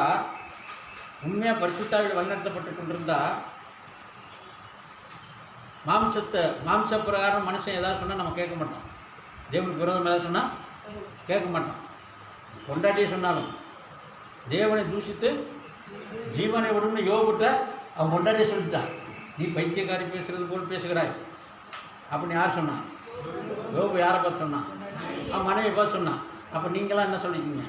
சொல்லிட்டீங்களா? சொல்லலையா? இல்லையாச்சா? சொல்லிட்டார். எல்லாம் இப்போ இல்லை எல்லாம் முக்கால்வாசி பேர் மனைவி பைத்தியக்காரி பேசுகிற மாதிரி தான் பேசுகிறாங்க போல இருக்கு. ஆகிற எல்லாருக்கும் பைத்திய இவர் சொல்லிட்டாரு, அவர் சொல்லிட்டாரு, அவர் ஜான்சன் எல்லாம் சொல்லிட்டாரு, எல்லாருமே இப்போ மனைவியை சொல்லிட்டாங்க. ஒட்டுறது பைத்தியக்காரி மாதிரி பேசிட்டு போ, பைத்தியக்காரி ஆயிட்டா. தான் மனைவி பைத்தியக்காரியவே ஆயிட்டா. உண்மை தானே? சாத்தாண்டி ஆவி இறங்கிச்சுன்னா காய் மித்தா இருந்தாங்கன்னா ஒன்றும் செய்ய முடியாது. அப்போ ஒரு சிலர் தான் குடும்பத்தோடு போகிறதுக்கு வருவோன்னு விசுவாசிக்கிற எண்ணிக்கை ரொம்ப குறைஞ்சி போச்சு. நானும் விட்டாரமோ வேண்டாம் கத்தையே சேர்க்குன்னு சொல்லக்கூடிய விசுவாசம் உள்ளவர் ரொம்ப குறைஞ்சி போச்சு. ஆகையினாலே தேவனுடைய ஆகாரம், தேவனுடைய ஆகாரம். அப்போ நித்தியம் இந்த டேபிள் ஆகாரம் நம்ம டைட்டில் இதுதான். முதல் டேபிள் கிடையாது, ரெண்டாவது டேபிள் கிடையாது. தேவன் ஒரே திருவத்தில் 3 டேபிளுக்கு உண்டான ஆகாரத்தை சொல்லிட்டு போயிட்டார் இயேசு கிறிஸ்து. இதை இனிமேல் சாப்பிட மாட்டேன்ட்டார். திருவந்த இனிமேல் சாப்பிட மாட்டேன், தேவனுடைய ராஜ்யத்தை நவமான பானம் தான் பதிப்பேன். இந்த ஆகாரம் அப்படி கடைசியாக சாப்பிட்டார் பஸ்காவிலிருந்து. இப்போ இந்த ஆகாரத்தை தேவன் புசித்தாரா புசிக்கல? இந்த ஆகாரத்தை யார் புசிக்கிறா? இந்த ஆகாரத்தை தேவன் புசிக்கணுமா? இது புசிக்க மாட்டாரா? இந்த திருவிருந்து தேசு புசித்தாரா புசிக்கலையா? இந்த டேபிள் ஆகாரத்தை இயேசு புசித்தாரா இல்லையா? அவர் மாம்சத்தை அவரே சாப்பிட்டாரா? இது என் மாம்சத்தை புசித்து என் ரத்தத்தை பானம் பண்ணுறதுக்கு அடையாளமாக இந்த அப்பத்தை கொடுத்தார். இது உங்களுக்காக பிற்கப்படுகிற என்னுடைய சரீரமாக இருக்குது. இது என்னுடைய சரீரமாக இருந்து என் சரீரத்தை நானே புசிப்பேனா? புரிஞ்சா உங்களுக்கு? அவருடைய சரீரம் என்னது? வார்த்தை. அவர் வார்த்தையின் மொத்த உருவம். அவர் வார்த்தையின் மொத்த உருவமானவர். அவர் வார்த்தை அவர் புசிக்க வேண்டிய அவசியம் இல்லை. ஆனால் சீசன் எல்லாத்துக்கும் கொடுத்து இதை பிட்டு இந்த பாத்திரத்தை இந்த ஒரே பாத்திரத்தெல்லாம் பானம் பண்ணுங்கன்னார். அப்போ அடையாளமாக செஞ்சார். அவர் புசிக்கிற அடுத்த. ஆனால் உண்மையான வார்த்தை அவர் மொத்த ஆகாரம். இப்போ 3வது டைனிங் டேபிள், இது கல்யாண விருந்துக்கு அடையாளம். இது வரைக்கும் எல்லாரும் புசிக்கலாம். யூதனாக இருந்தாலும் சரி, மாம்சத்தின்படி யூதன் பூரா பஸ்கா புசிக்கலாம். மாம்சத்தின்படி சபை காலத்தில் இருக்கிறன்னு சொல்கிறோம் எல்லாருமே இந்த திருவிருந்தை புசிக்கலாம். பிசாசும் புசிக்குமா புசிக்காதா? அதுக்கு அடையாளம் யூதாஸுக்கே கொடுத்தாரு. இங்கே கோராகு தாத்தான் கூட்டத்தார் எல்லாருமே புசித்தாங்க. பஸ்கா எல்லாருமே 25 லட்சம் பேர் புசித்தாங்க. வனாந்தரத்தில் செத்தவங்க எல்லாரும் இதை புசித்தாங்க. இங்கே காட்டி கொடுத்த யூதாஸும் புசித்தான். இன்னைக்கு சபை காலங்களில் உள்ள பிசாசும் ஜனங்களும் இந்த அடையாளத்தை செய்யும். அடையாளத்தை செய்கிறது தப்புன்னு இல்லை, அந்த செய்யக்கூடிய காலம் முடிஞ்சிருச்சு. 7 சபை காலங்களில் அவங்க செய்யலாம். ஆகையினால எபிரேயர் 9:10 திரும்ப வாசிங்க. எபிரேயர் 9ஆம் அதிகாரம் 10ஆம் வசனம்.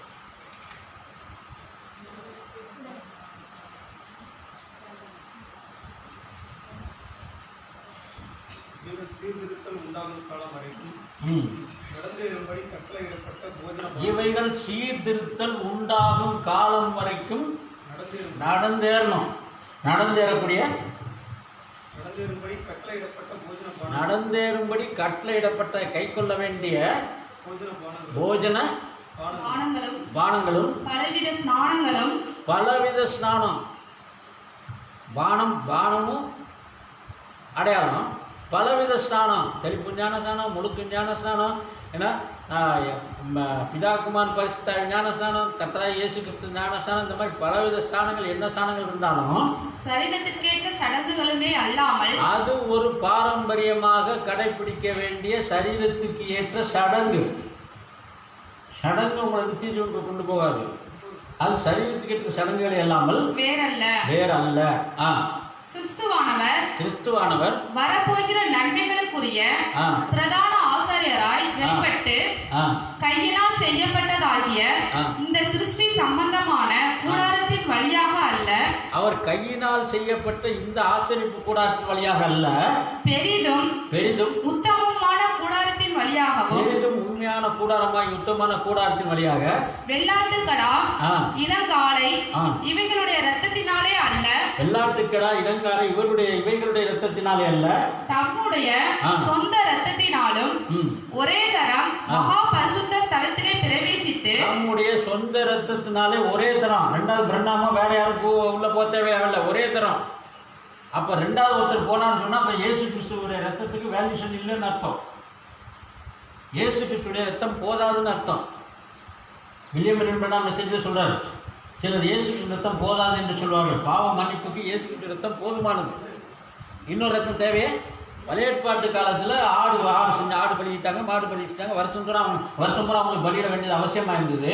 ஆனால் இனி இயேசு கிறிஸ்து ரத்தம் வந்த பிறகு வேற ஒரு பலி நீங்கள் செலுத்துனீங்கன்னா நீ ஒன்லி ஆவிக்குரிய பலிகள், சோத்திர பலி, உங்கள் ஆவி ஆத்மா சரீரம் தேவனுக்கு பிரியமான ஜீவ பலியாக ஒப்பு கொடுக்கணும்.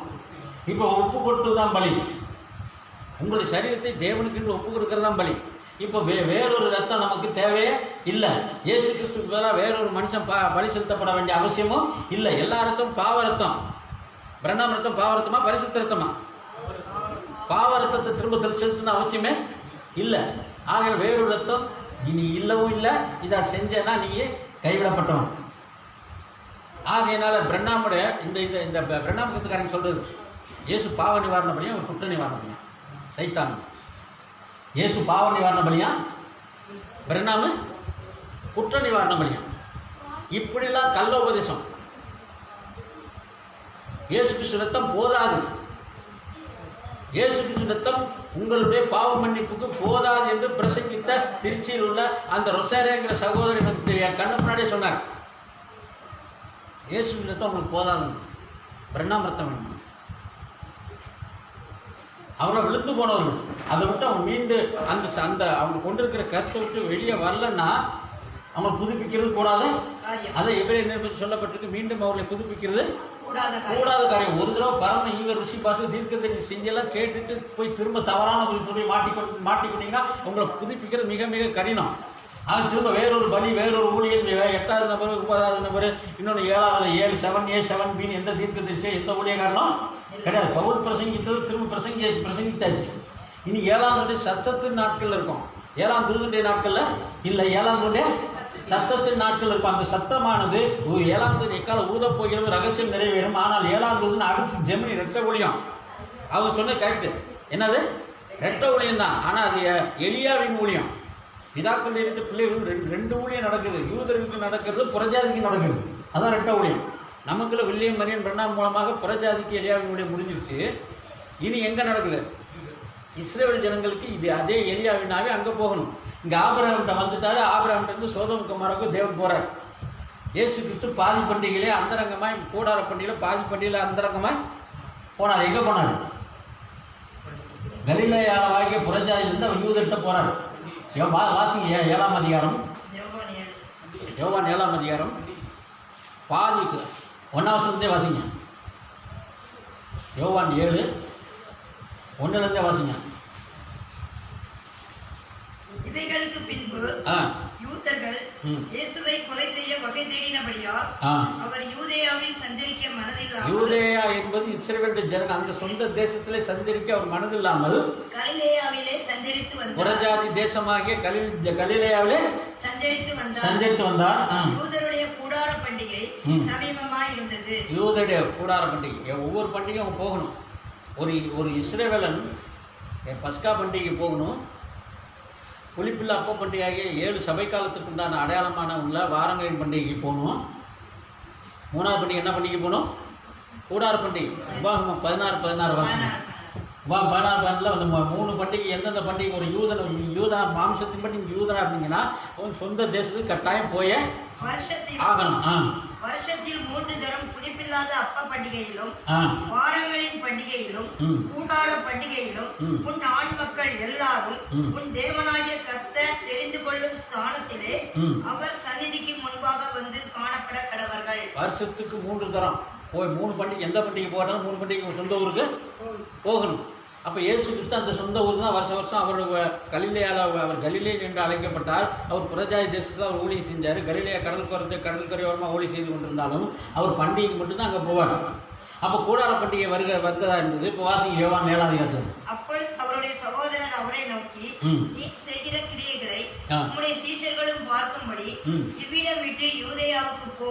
சொந்த சகோதரர்கள், சொந்த அண்ணன் தம்பி என்ன பண்ண, நீ புறஜாதி செஞ்சு என்ன பிரயோஜனம்? உங்கள் சொந்த ஊரில் போய் சொந்த ஊர் மக்களை ரசிப்புகளை வளர்ந்தெடுத்து, நீங்கள் உங்கள் ஏர்போர்ட் பக்கத்தில் உள்ள ரசிப்புகளை வளர்ந்துருந்துங்க. நீங்கள் ஒரு புறத்தாக்குடியா பூவாளூரா? பூவாளூரில் போய் நீங்கள் ஊழியம் செய்யுங்க, நீங்கள் இங்கே வந்து செஞ்சு என்ன பிரயோஜனம் அப்படின்னு இயேசு கிறிஸ்துவ சொந்த ஊர்லேயே போய் செய்யும்படி அவருடைய சொந்த சகோதரில் சொன்னார்களாம். பிரபலமாய் இருக்க விரும்புகிற எவனும் அந்தரங்கத்திலே ஒன்றையும் செய்ய மாட்டான். அப்போ பிரபலமாக இருக்கிறார்கள், குருடர்கள் பார்வையடைகிறார்கள், சப்பானிகள் நடக்கிறார்கள் அப்படின்னு சொல்லி போஸ்டர் ஒட்டி விளம்பரம் பண்ணி செய்வாங்க. இயேசு கிறிஸ்து எந்த விளம்பரம் பண்ணவே மாட்டேன்றாரு. நீங்கள் அந்தரங்கமாக செய்றீங்க, நீங்கள் பிரபலமாக இருக்க வேணும்னா சொந்த ஊரில் போய் பிரபலமாக ஊழியம் செய்யுங்க அப்படின்னு அவர் சொந்த சகோதரர் சொல்றாங்க. வாசிங்க. நீர் இப்படிப்பட்டவங்களை செய்தால் உலகத்துக்கு உண்மை வெளிப்படுத்தும் என்றார்கள். உலகத்தை வெளிப்படுத்துங்க, நீ மேசியா என்றால் உலகத்தை வெளிப்படுத்துங்க. அவர் உலகத்தை வெளிப்படுத்த வரல. அவர் ஊழியம் செஞ்சது 120 பேர் தான். அவர் உலகத்துக்கு வெளிப்படுத்த வரல. அவருடைய ஜனங்களுக்கு வெளிப்படுத்த வந்தார், அவருடைய பிள்ளைகளுக்கு வெளிப்படுத்த வந்தார், அவருடைய மனவாட்டிக்கு வெளிப்படுத்த வந்தார். அது ஆரம்ப காலத்தில் மனவாட்டிகளுக்கு கூட கிடையாது. அவருடைய சொந்த ஜனங்களுக்கு வெளிப்படுத்தும்படி வந்தார்.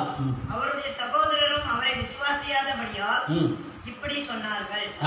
இயேசு அவர்களை நோக்கி, என் வேலை இன்னும் வரவில்லை. என் வேலை இன்னும் வரவில்லை. ஏற்கனவே சொல்லியிருக்கேன், தேவனுடைய ஊழியம் ஸ்டார்ட் ஆகும்போது காணவர் கல்யாணத்தில் என்ன சொன்னார்? என் வேலை இன்னும் வரவில்லை. இப்போ ஊழியம் முடிய போகுது. கூடார பண்டிகைகளை புறஜாதியை விட்டு அவர் சொந்த தேசத்துக்கு போக போகிறார். அவர் 1,44,000 பேர் சந்திக்கக்கூடிய வேலை. அப்போ முடியறதுக்கும் அவர் என் வேலை இன்னும் வரவில்லை. அப்போ அவர் ஊழியத்தை ஸ்டார்ட் பண்ணுறதும் ஊழியத்தை முடிக்கிறதும் அவருக்கு வேலை வரணும். அப்போ அவர் வேலை இன்னும் வரலன்னா என்ன அர்த்தம்? கல்யாண விருந்தில் ஆரம்பித்து கல்யாண விருந்தில் ஊழியம் முடியும். ஆனால் ஒரு கல்யாண வீட்டில் ஒரு ஊழியம் ஸ்டார்ட் ஆகிடுச்சு. அப்போ ஒரு முடியும் போது கல்யாண விருந்து வரணுமா இல்லையா? அந்த கல்யாண விருந்து 7 நாள் நடக்கக்கூடிய கல்யாண விருந்தில் அந்த கூடார பண்டிகை கல்யாண விருந்து. இப்போ நம்ம கூடார பண்டிகையில் இருக்கோம், கல்யாண விருந்தில் இருக்கோம். அப்போ இந்த இந்த இந்த டேபிளில் உள்ள விருந்துக்கு வந்துட்டோம். இது உள்துறைக்குள்ள உள்ள விருந்து. இது நடுவில் தான் ஸ்க்ரீன் இருக்குது. அந்த மகா பரிசுத்த ஸ்தலத்துக்குள்ள உள்ள ஸ்க்ரீன். திருவிருந்து டேபிள் எங்கே இருக்குது? 7 பொன் குத்துளை இருக்கிறதுல தேவ சமூகத்து அப்பம் இருக்குது. ஆனால் இதுக்கு நடுவில் ஸ்க்ரீன் இருக்குது. இப்போ உள்துறைக்குள்ள உள்ள ஆகாரம் இங்கிட்ட உள்ளவங்க இதை பார்க்க முடியும். திருவிருந்தை புசிக்கிறவன் பஸ்கா வந்து புசிக்கிறவனுக்கு உள்ள ஆகாரம் கிடையாது. ஆகையினால 1,44,000 யூத் இருக்கு, அவங்களுக்கே கிடையாது. 1,44,000 சொந்த ஜனங்களுக்கே கல்யாணம் விருந்திருக்கா இல்லையா? அவங்களுக்கு கம்ப்ளீட் புறஜாதிக்கு இந்த டேபிள், இந்த ஸ்கிரீனுக்கு உள்துறைக்குள்ள வந்தவங்களுக்கு, மகா பரிசுத்த ஸ்தலத்துக்குள்ள வந்தவங்களுக்கு, இங்கே வந்தவங்களுக்கு இங்கே உள்ள பொற்பாத்திரத்தில் உடன்படிக்கை பெட்டியில் உள்ள பொற்பாத்திரம் எடுத்த மண்ணாவை புசிக்கணும். எல்லாருக்கும் கிடையவே கிடையாது. ஆகையினால தான் கல்யாண விருந்துக்கு பக்க வழியாக வந்தானா எந்திரி அழுகையும் பட்கடிப்பான புறமானர்களில் கொண்டே போட்டுவார். திருவிருந்துக்கு அப்படி எந்திரின்னு சொல்ல மாட்டார், அவரே கொடுப்பார்.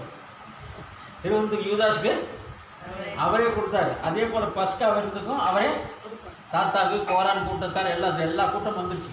எகிப்து வந்து வெளியே வந்தார், பிசாசு எல்லாம் சேர்ந்து தான் வந்திருக்கு. வனாந்தத்தில் ஐக்கியப்பட வேண்டியவர்கள். அப்போ அவங்களும் நானும் பலியிடுவேன்னு தான் சொன்னாங்க. அப்போ அவங்களுக்கும் அந்த ஆகாரம் அவங்களுக்கு கொடுக்கப்பட்டது. ஆனால் கல்யாண விருந்துக்கு மட்டும் என் நாட் அலோவ். அழைக்கப்பட்டவர்களுக்கு மாத்திரம், தெரிந்து கொள்ளப்பட்டவர்களுக்கு மாத்திரம். அப்போ கல்யாண விருந்து எண்ணிக்கை உள்ளவர்களுக்கு 500 பேர் கல்யாண விருந்து சமைச்சிட்டு அந்த 500 பேர் தான் சாப்பிட முடியும். எக்ஸ்ட்ரா ஆள் ஒரு 100 பேர் எக்ஸ்ட்ரா வராங்க, தயவுசெய்து சாப்பாடு கொடுங்கனாங்க. இங்கே சாப்பாடு இருக்காது. அப்போ கல்யாண விருந்துக்கு யாருக்கு தேவன் எத்தனை பேர் அழைச்சிருக்கிறாரோ அத்தனை பேருக்கு தான் அந்த கல்யாண விருந்து ஆயத்தமாகும். அப்போ சம்பந்தம் இல்லாமல் யாராவது சில கல்யாண வீட்டில் என்ன பண்ணியிருப்பாங்க, ரோட்டில் போகிறவங்க உட்காந்துருப்பான். நான் பொண்ணு வீட்டுக்காரன் மாப்பிள்ளை வீட்டுக்காரன் வந்து சாப்பிட உட்காரணும். அப்போ அந்த வீட்டுக்காரங்க இல்லைன்னு தெரிஞ்சோன்னா அவன் வெளியே கிளப்பி விட்டுருவாங்க. மிச்சம் வெளியே போப்பா, மிச்சம் இருந்தால் தரேன்னு சொல்லிட்டு கல்யாண வீட்டில் சாப்பிட விட மாட்டாங்க, சம்பந்தம் இல்லாமல் உள்ளே வந்திருந்தா. ஆகையினால கல்யாண வீட்டில் அழைக்கப்பட்டவர்களுக்கு மாத்திரமே. அது இப்போ உள்ள காலத்துக்குலாம் நம்ம ஃப்ரெண்டெல்லாம் கூப்பிட்டு போயிடுறாங்க. அப்போ உள்ள காலத்தில் என்ட்ரன்ஸ்லேயே கல்யாண வஸ்திரம் கொடுக்கும்போதே பார்த்துருவாங்க, கல்யாண இன்விடேஷன் இருக்கான்னு கேட்பாங்க. இப்பயும் பெரிய மினிஸ்டர் கல்யாண வீட்டுக்கெலாம் என்ன பண்ணுறாங்க, எல்லோரும் வந்துடுவாங்க. சாப்பாடு பத்தாது. ஒரு சாப்பாடோட விலை 1000 ரூபா இருக்கும் மினிஸ்டர் வீட்டில் கல்யாணத்தெல்லாம். அப்போ வெளியேறப்பட்ட சாப்பாடாக இருந்ததுன்னா அப்போ எல்லோரும் சாப்பிட்டா என்ன வருது? சாப்பிட்ற கடைசியாக வர்றவங்களுக்கு இருக்காது. ஆகையினால் என்ட்ரன்ஸ்லேயே கல்யாண பத்திரிகை கொண்டு வரணும். கல்யாண பத்திரிகை கொண்டு வந்தால் தான் உள்ளே விடுவாங்க.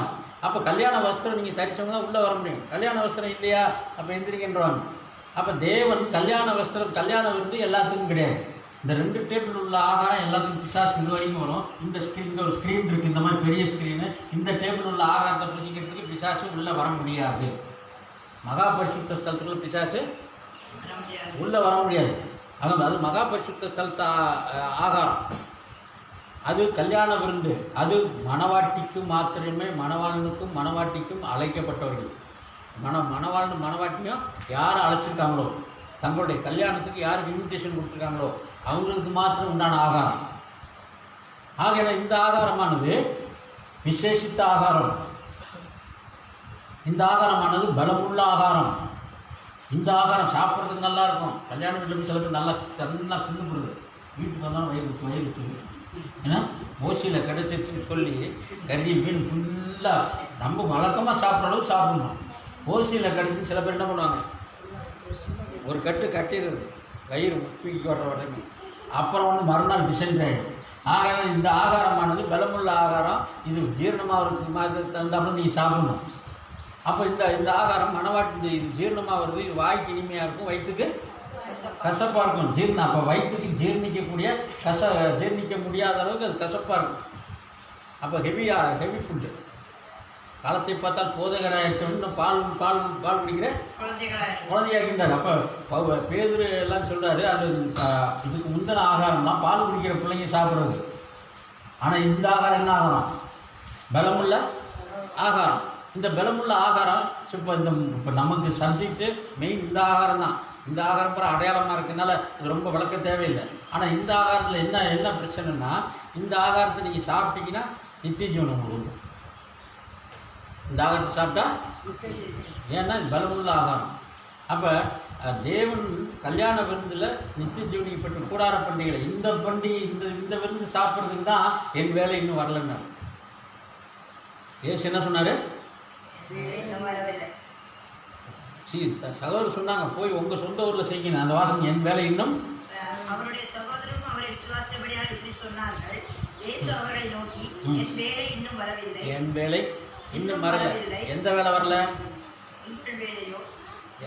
என் வேலை இன்னும் வரலன்னு சொன்னாரு. எது வரலன்னாரு? அவருடைய சொந்த ஊருக்கு போகிறதுக்கு வேலை என்ன? பிரஜாதி தேசத்தில் இருக்கிறார். இப்போ கல்யாண விருந்தில் இருக்கிறார். எப்படி ஆபிரகாம் 3 பேர் இருந்தாங்களா? 3 பேர் இருந்தாங்க.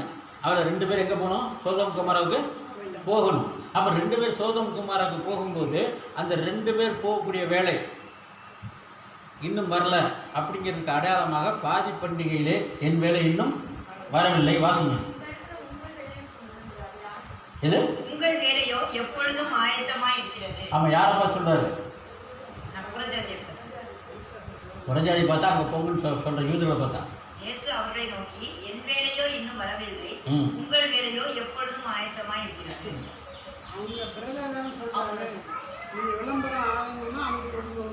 அங்கே போய் செய்யுங்க.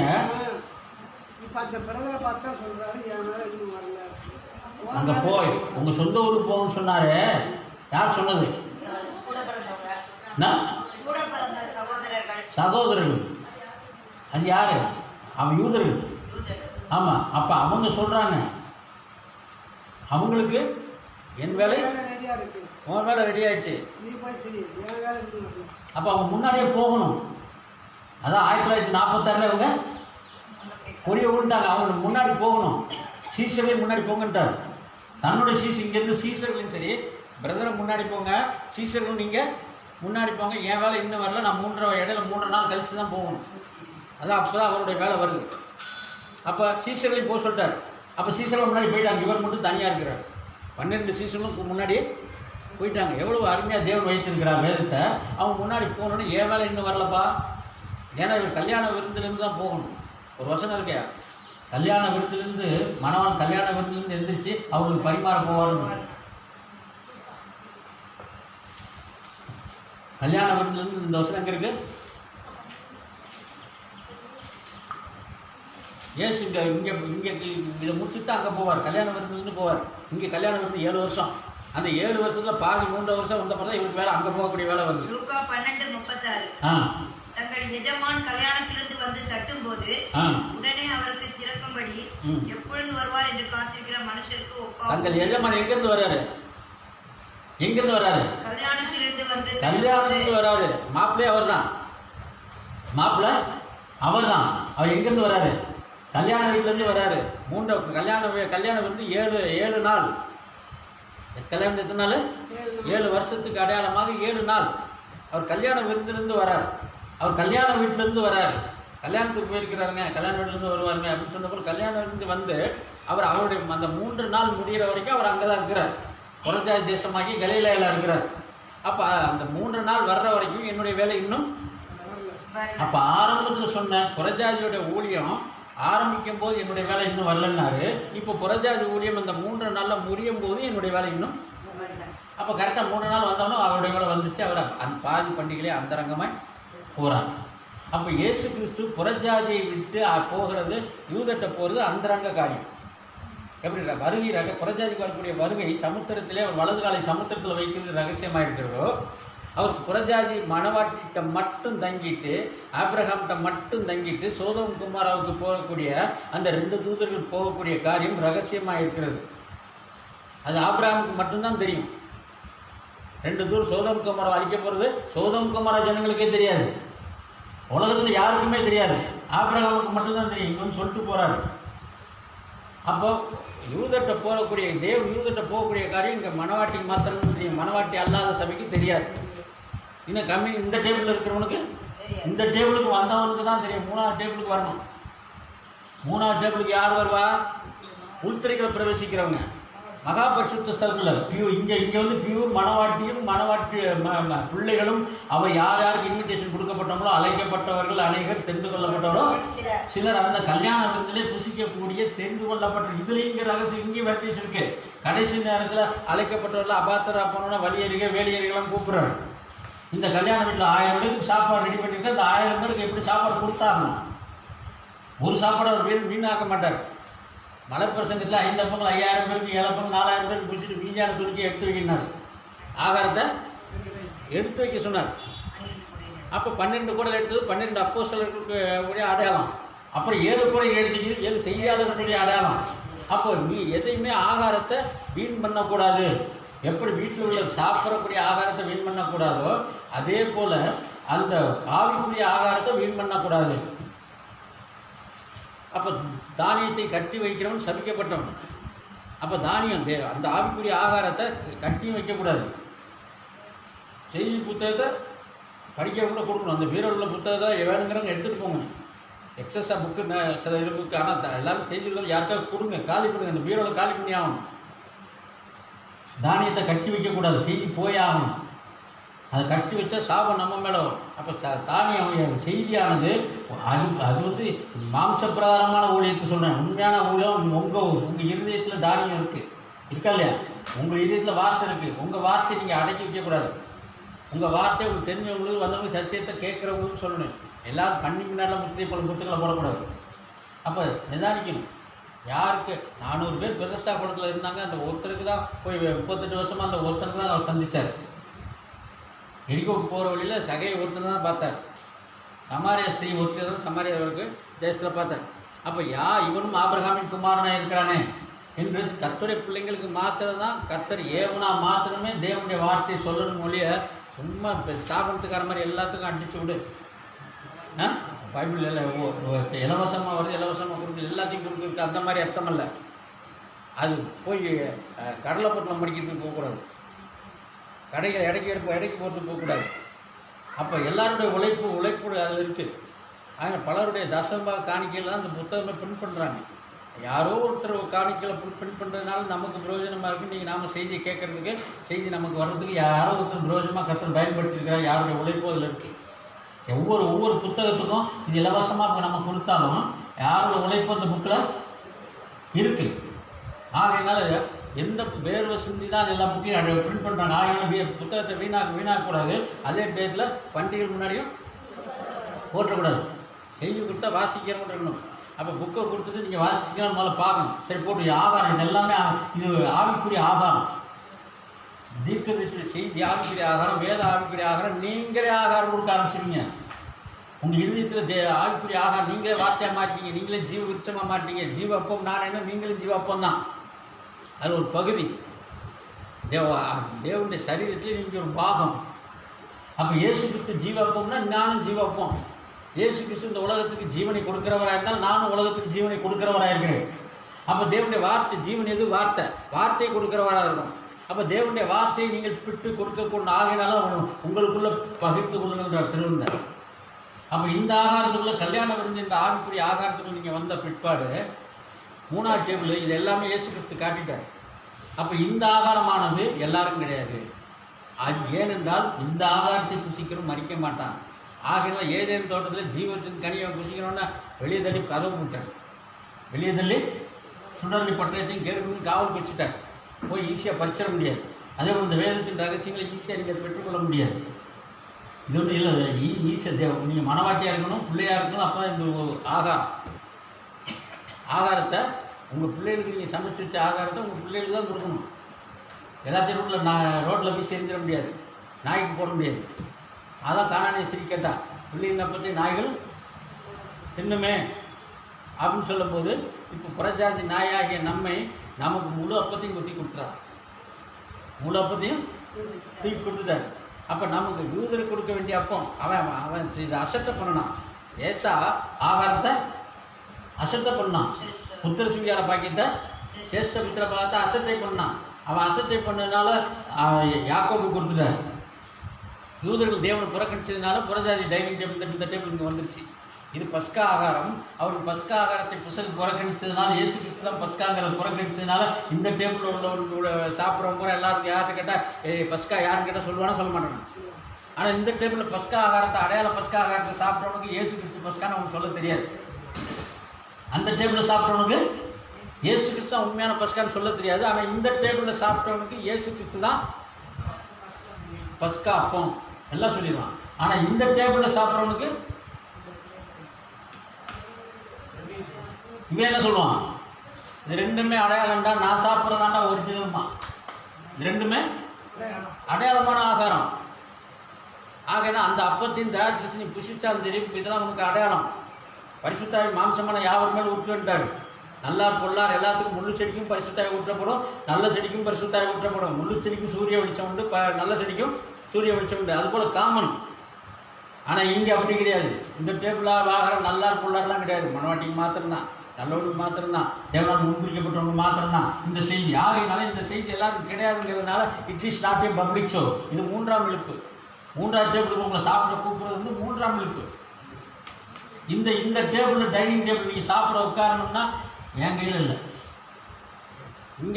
இங்கே எல்லாரும் வருவாங்க, இங்கே எல்லா பாஸ்டர்மாருக்கும் திருவிருந்து கொடுப்பாங்க. இங்கே கல்யாண விருந்து கொடுக்கறதுக்கு என் கையில் இல்லை, கர்த்தர் கொடுத்தாலும். கர்த்தர் தான் உங்களுக்கு கல்யாண விருந்து புரிந்து கொள்ள செய்ய வேண்டும். இந்த பலமுள்ள ஆகணும், இது ஜீரணமாகணும். நான் செய்ய முடியுமா? இது உங்களுக்கு ஜீரணமாகணும். இங்கே குழந்தையா இருந்தாலும் இந்த சாப்பாடு, இந்த பிரியாணி வந்து அந்த சின்ன பிள்ளைங்களுக்கும் ஜீரணமாகணும், வயசான ஆளுக்கும் ஜீரணமாகணும். அப்போ வயசான ஆளுக்கும் ஜீரணமாகக்கூடிய ஆவிக்குரிய ஆகாரம். நிறைய பேர் பிரியாணி சாப்பிட்றதுக்கு பயப்படுவாங்க. அதுவும் பீஃப் பிரியாணி, அந்த பிரியாணிலாம் சாப்பிட்றதுக்கு வயசான ஆட்கள், 80 வயசுக்கு மேலே உள்ள ஆட்கள் சாப்பிடுங்க. நீங்கள் நேற்று அமெரிக்காவுக்கு என் தங்கச்சி பையன் வந்துருந்தா கூட அவர் பீஃப் பிரியாணி வாங்கி கொடுத்தோம். சொல்லாதுன்னாங்க.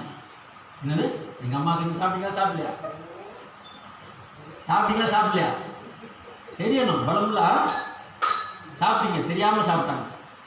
அவன் சொல்லலை, அவங்க ஆட்டு பிரியாணி நினச்சிட்டாங்க. இப்போ தான் தெரியுது அவங்களுக்கு.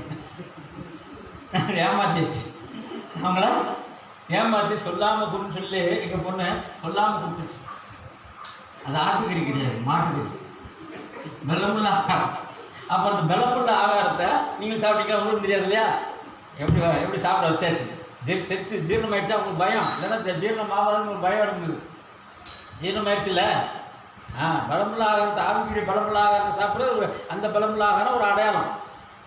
சின்ன குழந்தைக்கு போய் அதுக்கு கொடுத்தா என்ன ஆகும்? தாங்குமா? தாங்காது. அப்போ நீங்கள் அது ஜீர்ணிக்கக்கூடிய சக்தி இருக்கணும். வயசான ஆளுக்கும் ஜீரணக்கூடிய சக்தி குறைஞ்சி போயிடுச்சு. அதனால அவங்க பயப்படுறாங்க. வாலிபர்களுக்கு ஜீரணக்கூடிய சக்தி அதிகமாக இருக்கு. நீங்களாம் வாலிபராக மாறிட்டு வரீங்க. அதனால தெரியாமல் கொடுத்ததுனால ஜீரணம் ஆயிடுச்சு. ஆகையால 2 பேர்த்து ஏமாத்தியாச்சு. என்ன செஞ்சது செலவு பண்ணினா அப்புறம் கல்யாணம் விருந்து சாப்பிட்டீங்கன்னா சாப்பிட மாட்டேன், ஏமாத்து திங்க. இந்த கல்யாணம் விருந்து சாப்பிட்றதுக்கு பயம், ஜீரணம் ஆகாதுன்ட்டு. இது பலமுள்ள ஆகாரம். இது என்ன பண்ணும்? சின்ன பிள்ளை வந்தால் நிலாவை பார்த்து கொடுப்பாங்களே, என்ன பண்ணணும்? அந்த நடாப்பான்னு சொல்லி வாங்கி தப்புனா கல்யாணம் வந்து நாமளும் புசிக்கணும். ஏமாற்றி கொடுக்க முடியாது. ஆனால் வழி அறிக்கை உள்ளவங்க கடைசியில் வந்துடுறாங்க. வேலி அறிக்கை வழி அறிக்கையெல்லாம் உள்ளவங்கலாம் கடைசி நேரம் 11ஆம் மணி வேலையில் செய்தியில் வர்றாங்க. அப்போ அழைக்கப்பட்டு நிறைய பேர் அபார்த்தெல்லாம் போயிட்டாங்க. நம்ம ஏமாற்றினோம், உதாரணத்துக்கு சொன்னேன். அதனால் நம்ம ஏமாற்றலாம் கொடுக்க முடியாது. ஆனால் சேர வேண்டியவங்களுக்கு போய் சேர்ந்துடும். சேர வேண்டியவங்களுக்கு அவங்க சொன்னால் சாப்பிடுவாங்களா? பீஃப்னு சொன்னால் சாப்பிட மாட்டாங்க. ஐயோ நாங்கள் ஆட்டுக்கறி தான் சாப்பிடுவாங்க. இப்போ சொல்லாமல் கொடுத்தாலும் சாப்பிட்டாங்கல்ல. அப்போ விளம்புள்ள ஆகாரத்தை சொல்லாமனாலும் உங்களுக்கு கொடுத்தா ஆகணும். ஏன்னா நீங்கள் ஜீர்ணிக்கணும். ஆகையினால இந்த 3வது டேபிள் 3ஆம் இழுப்பு, இந்த 3ஆம் இழுப்புக்குள்ளே நீங்கள் வரணும்னா, தேர்ட் புல்லுக்குள்ளே வரணும்னா இது எல்லாருக்கும் கிடையாது. ஆகையினால இது it is not a public show. இந்த டேபிள் உள்ள ஆகாரமும் உலகம் பூரா எல்லாத்துக்கும் தெரிஞ்சது. இந்த திருவிருந்த ஆகாரமும் உலகம் பூரா எல்லாத்துக்கும் தெரிஞ்சது. இது சபைக்காலம் முடிஞ்ச பிற்பாடு உள்தரையில் உள்ள ஆகாரம். இது பொற்பாத்திரத்தில் வைக்கப்பட்ட மண்ணா. இந்த ஆகாரத்தை புசிக்கும் போது உங்களுக்கு மரணம் கிடையாது. என்னை விசுவாசித்தவன் மரித்தாலும் பிழைப்பான், உயிரோடு என்னை விசுவாசிக்கிறவன் என்றென்றும் மறியாமல். அப்புறம் 1 கொரிந்தியில் சொல்லப்பட்டிருக்கு, கர்த்தர் தாமே ஆரவாரத்தோடும் பிரதனுடைய சத்தத்தோடும் தேவக்கத்து வருவார், கிறிஸ்துவுக்குள் மரித்தவர்கள் முதலாவது இருப்பார்கள், பின்பு. அப்போ அந்த பின்பு என்பது ஒரு குறிப்பிட்ட காலம். ஆகையினால் இந்த நேற்று அவர் மனப்பாட சோழர் கேட்டது போல அந்த பின்புங்கிற காரியம் அவங்களுக்கு என்னன்னு தெரியல. கிறிஸ்துவுக்குள் மரித்தவர்கள் முதலாவது இருந்திருப்பார்கள். பின்புனா எவ்வளோ காலம் கழிச்சு? இயேசு கிறிஸ்து கல்வாரி சிலுவையில் தொங்கும்போது மகா சத்தமாய் கூப்பிட்டு அப்பொழுது தன் ஆவி விட்டார். அப்பொழுது என்னாச்சு? கண்மலைகள் பிளந்தது, கல்லறைகள் திறந்தது. பரிசுத்தவனுடைய கல்லறை திறந்துருச்சு. ஆனால் கல்லறை திறந்துருச்சு அப்படின்னு சொல்லி கல்லறை திறந்துருச்சு. அவன் எந்திரிக்காம உட்காந்துருந்தான். கல்லறை திறந்தாச்சு. ஆவிக்குரிய மனக்கண்ணில் பார்க்கணும். இப்போயும் பார்த்தீங்கன்னா தாவீது கல்லறைலாம் மூடிதான் இருக்குது. யூடியூப்பில் போய் எல்லா கல்லறையும் பாருங்கள், பழைய ஏற்பாட்டு பற்றி மூடிதான் இருக்குது. ஆனால் அந்த கல்லறை உள்ள ஆத்மா அது ஆவிக்குரிய கல்லறை, ஆவிக்குரிய வெளியே திறந்துருச்சு. ஆனால் அவங்க கல்லறை விட்டு வெளியே வரல. இயேசு கிறிஸ்துவ மரித்து 3ஆம் நாள் குட் ஃப்ரைடே அன்னைக்கு அவர் வந்தால் தான் அவங்க வர முடியும். ஏன்னா முதற் பலன் இயேசு கிறிஸ்து. அப்போ அவருக்காக வெயிட் பண்ணாங்க. அதே போல் கிறிஸ்துவுக்குள் மரித்தவர்கள் 1977 சபைக்காலம் முடிஞ்சோன்னு உயிர்த்தெழுந்துட்டாலும் அவங்க காட்சிக்கு வர முடியாது. ஏன் காட்சிக்கு வர முடியாது? அவங்க மகிமையின் சரீரத்தை பெறணும். அவங்க மகிமையின் சரீரத்தை ஏன் பெறணும்? நீங்கள் பெறத்துக்கு முன்னாடி அவங்க பெற முடியாது. அப்போ மனவாட்டி மகிமையின் சரீரத்தை முன்னாடி பெறணும். அப்போ உங்களுக்காக வெயிட்டிங்கில் இருக்கிறாங்க. அதே மாதிரி காவலில் உள்ள ஆத்துமாக்கள் அவங்க 1,44,000 பேருக்காக 2000 அவங்க வெயிட்டிங்கில் இருக்காங்க. அப்போ நம்ம இல்லாமல் அவர்கள் பூர்ணராக முடியாது. அப்போ நாம் முதல்ல பூர்ணராகணும். அப்போது நாம் பூர்ணராகி ஜென்ம சரீரத்துலேருந்து நீங்கள் ஆவிக்குரிய சரீரத்துக்கு மகிமையின் சரீரத்துக்கு டைரெக்டாக வரீங்க. ஆவிக்குரிய சரீரத்துக்கு போகல. அவங்களாம் ஜென்ம சரீரத்துலேருந்து ஆவிக்குரிய சரீரத்தில் வந்து வெயிட்டிங்கில் இருக்காங்க. ஆவிக்குரிய சரீரத்தில் வெயிட்டிங் இருக்கிறதுனால அவங்க நம்ம கண்ணால் பார்க்க முடியல. ஜென்ம சரீரத்தில் உள்ளவங்களாம் நம்ம கண்ணால் பார்க்குறோம். ஆனால் அந்த மகிமையின் சரீரத்துக்கு போகிறதுக்கு நாம் தான் பரிபூர்ணம் அடையணும். அந்த ஒரு மனிதன் பரிபூர்ணமாகிட்டால் எடுத்துக்கொள்ளப்படும் தீர்க்க சொல்கிறார். அந்த ஒரு மனிதன் பரிபூர்ணமாகிறது என்று அது பிரண்ணாம் பரிபூர்ணமாகிறது. இப்படி அதையும் தப்பாக போச்சு. அந்த ஒரு மனிதன் ரெண்டால் என்ன அர்த்தம்? ஓட்டப்பத்தில் எல்லாரும் மனவாட்டி அத்தனை பேர் ஓடுறாங்க. அந்த முதல்ல போய் ரிப்பனை டச் பண்ணுறாங்களே, முதல்ல போய் ரிப்பனை தொட்டோம் அவங்க தான் அந்த ஒரு மனிதன். ஆனால் ரேப்பிட் மூவ்மெண்ட் அடுத்தடுத்து எல்லாம் வந்துடுறாங்க. அடுத்தது பின்னாடியே அப்போ டக்குன்னு வந்துடுது. இந்த செல்ஃபோனில் இது லோட் ஆகும்போது என்னாகும்? இந்த கோடு அப்படின்னு வந்துக்கிட்டே வரும். கோடு அப்போ கடைசியில் டக்குன்னு வந்துடும். அதே போல் எல்லா ஓட்டப்பந்தயத்தில் ஓடக்கூடியவர்கள் அந்த முதல்ல ஓடக்கூடியது யார்? அது அந்தோணி சாமியாக கூட இருக்கலாம், இருக்கக்கூடாதுன்னு இல்லை, பாலாவாக கூட இருக்கலாம். யார் அந்த பரிபூர்ணத்துக்குள்ள வர்றாங்க? அது அவங்க உள்ளான மனிதன் பரிபூர்ணமாகிட்டு உங்கள் மனம் புதிதாக நீங்கள் பரிபூர்ணமாகிட்டார். யார் நீங்கள் கூட சிஸ்டர் யாராக கூட இருக்கலாம். அப்போ யார் முதல்ல வராங்களோ மனவாட்டி மொத்தம் எத்தனை ஆயிரக்கணக்கான பேர் அவங்க எல்லாருமே டக்குன்னு வந்துடுவாங்க. ஸ்பீடு. அப்போ அவங்க அது தாமதமாகாது. முதல் மனவாட்டி 700 பேரோ 1000 பேரோ அவங்க பரிபூர்ண மகிமையின் செய்திக்குள்ள ஒருத்தர் வந்துட்டா டக்குன்னு வந்துடுவாங்க. புருஷன் வந்தால் கொண்டாட்டி வந்தால் செய்திக்குள்ளே இருக்கிறவங்க எல்லாம் டக்கு இந்த வார்த்தையை அவங்க ஏற்கனவே ஃபுல்லாக ஸ்டோர் ஆகிருக்கு. வார்த்தை ஜீரணமாயிடுச்சு. அப்போ அவங்க டக்குன்னு முன்னாடி வந்துடுவாங்க. ஆகையெல்லாம் அந்த ஒரு மனிதன் பரிபூர்ணம் அடைந்து விட்டால் எடுத்துக்கொள்ளப்படுகிறார். எடுத்துக்கொள்ளப்படுகிறார் என்ன? பரிபூர்ணம் எடுத்துக்கொள்ளப்படுது. இப்போ நம்ம தேவன் உங்களை எடுத்துக்கொள்ள பயன்படுத்திக்கிட்டு இருக்கிறாங்க. அப்போ சரி, நீங்கள் இப்போ பரிபூர்ணமாக எடுத்துக்கொள்ளப்படுது தேவன் உங்களை பயன்படுத்தும் போது நீங்கள் என்ன பண்ணுறீங்க? தேவனுடைய பயன்பாட்டில் இருக்கும்போது தேவன் உங்களை உபயோகப்படுத்திக்கிட்டு இருக்கிறார். அப்போ தேவன் உங்களை உபயோகப்படுத்திக்கிட்டு இருக்காருன்னா தேவன் உங்களை எடுத்துக்கொண்டார். நீங்கள் தேவன் உங்களுக்குள்ள பரிபூர்ணமாக இருந்தால் தான் மகிமைன்னு செய்யணும். தேவன் உங்களுக்குள்ள இருக்கிறதா நம்ம இருக்குன்னா சிம்பிள் லாஜிக். கர்த்தர் இருக்கிற பரலோகம், கர்த்தர் இல்லாத இடம் நரகம். அது உங்கள் வீடாகவே இருந்தால் முடியும். உங்கள் வீட்டில் கர்த்தரும் நீங்களும் சேர்ந்துருந்தீங்கன்னா உங்கள் வீடே பரலோகம். உங்கள் வீட்டில் கர்த்தர் இல்லை, சாத்தானோட கிரியை தான் அதுக்கு இருக்குது அப்படின்னா உங்கள் வீடே உங்களுக்கு நரகம். அது அந்த வீடு இங்கே சரீரமாகிய வீட்லையும், உங்கள் சரீரமாகிய வீட்டில் பரிசுத்த ஆவியானவர் முழு பரிபூர்ணமாய் வாசம் பண்ணார்னா உங்கள் சரீரமே பரலோகம். ஆக பரலோகங்களே என்ன சொல்ற நம்மளை பார்த்து? எவ்வளவு வெளிப்படை 12 நம்மளை பார்த்து பரலோகமேன்னு கூப்பிடுறாரு. என் செல்லமேன்னு கூப்பிடுற மாதிரி என்ன சொல்றாரு? உலகத்தில் மட்டும் என் தங்கமே, என் செல்லமே அப்படின்னு கூப்பிடுங்க உங்கள் பேரை பார்த்து. அப்படிதானே? நீங்கள் எப்படி கூப்பிடுங்க? எப்படி கூப்பிடுங்க? நீங்கள் எல்லாரும் பேரை பிள்ளைங்களை பார்த்து தங்கமே செல்லமேன்னு கூப்பிடுவாங்க. ஆனால் என் பரலோகமே அப்படின்னு கர்த்தர் கூப்பிடுறாங்க. ஏன்னா பரலோக ராஜ்யம் உங்களுக்குள்ள இருக்கு. பரலோக ராஜ்யம் உங்களுக்கு உங்கள் இதயத்தில் இருக்கு. என் பரலோகமேன்னு கூப்பிடுறாங்க. என் பரலோகங்களே, ஒரு பரலோகம் இல்லை. என்ன சொல்லப்பட்டிருக்கு? பண்களை சொல்லப்பட்டிருக்கா? பரலோகங்களே. அப்போ நீங்கள் எத்தனை? நீங்கள் எல்லாரும் பரலோகங்கள். ஏன்னா யார் உங்களுக்கா? பரலோகத்தின் ராஜா உங்களுக்குள்ள இருக்கிறார். தேவன் உங்களுக்குள்ள இருக்கார். ராஜாதி ராஜா கர்த்தாதி கர்த்தர் உங்களுக்குள்ள இருக்கிறதுனால உங்கள் இதயத்தில் பரிசுத்த ஆவியானுடைய ரூபத்தில் வாசம் பண்ணுறதுனால நீங்கள் யார்? உங்களை அப்படியே கூப்பிடுங்க. என்ன பரலோகமே கூப்பிடணும். எல்லாரும் பரலோகங்களே வாங்க, பரலோகங்களேன்னு கூப்பிடணும். போர்ல எழுதி போட்டுருவோம். பரலோகங்களேன்னு கூப்பிடணும். நீங்களும் அப்படி தான் கூப்பிடணும். ஒருத்தரை பார்த்து ஒருத்தர் பரலோகமே. அப்போ அவருக்குள்ள தேவன் இருக்கிறாருங்கிற விசுவாசத்தில் நீங்கள் பரலோகமேன்னு சொல்கிறீங்க. உங்களுக்குள்ள தேவன் இருக்கிறார் விசுவாசத்தில் அவர் பரலோகமேன்னு சொல்கிறாங்க. அப்போ ஏன்னா எல்லாருமே ஒரே கேட்டகரி. எல்லாம் பரலோகம் ஆகிட்டீங்க, எல்லாம் மனவாட்டி. தேவன் வாசம் பண்ணக்கூடிய பரலோகம் இடம் தான் பரலோகம். தேவன் மனவாட்டி இதயத்தில் பெர்மனெண்ட்டாக வாசம் பண்ண போகிறாரு. அப்போ நாமெல்லாம் யார்? பரலோகங்கள். நம்முடைய இதயத்தில் ஒரு வாசம் பண்ணுகிறார். அவர் திருநெற்போல் வந்திருக்கிறார். நாம் உருத்திரைகளை வந்துட்டோம். நாம் இங்கே வந்தது வெளியே இந்த பக்கம் உங்களுக்கு இந்த 2 டேபிள் ஆகாரத்தை சாப்பிட்றவங்களுக்கு இந்த ஆகாரம் கிடையாது, அவங்களுக்கு தெரியவும் செய்யாது, வெளிப்பாடு கிடையாது. இந்த ஆகாரத்தை சாப்பிட்டாங்க, இந்த ஆகாரத்துக்கு போவானா, அந்த ஆகாரத்துக்கு போவானா? நல்லா ஒரு தட்டில் biryani, chicken biryani, mutton biryani, fish ஃப்ரைலாம் வச்சுட்டு இந்த பக்கம் பழைய சோறு, கம்மங்கூழ் இதெல்லாம் வச்சுட்டா இது சாப்பிடுவாங்களா? எந்த ஆகாரத்தை சாப்பிடுவாங்க? ஜோசப்னு ஒருத்தர் வருவார். அப்படியே பல சமைக்கு போகிறார்.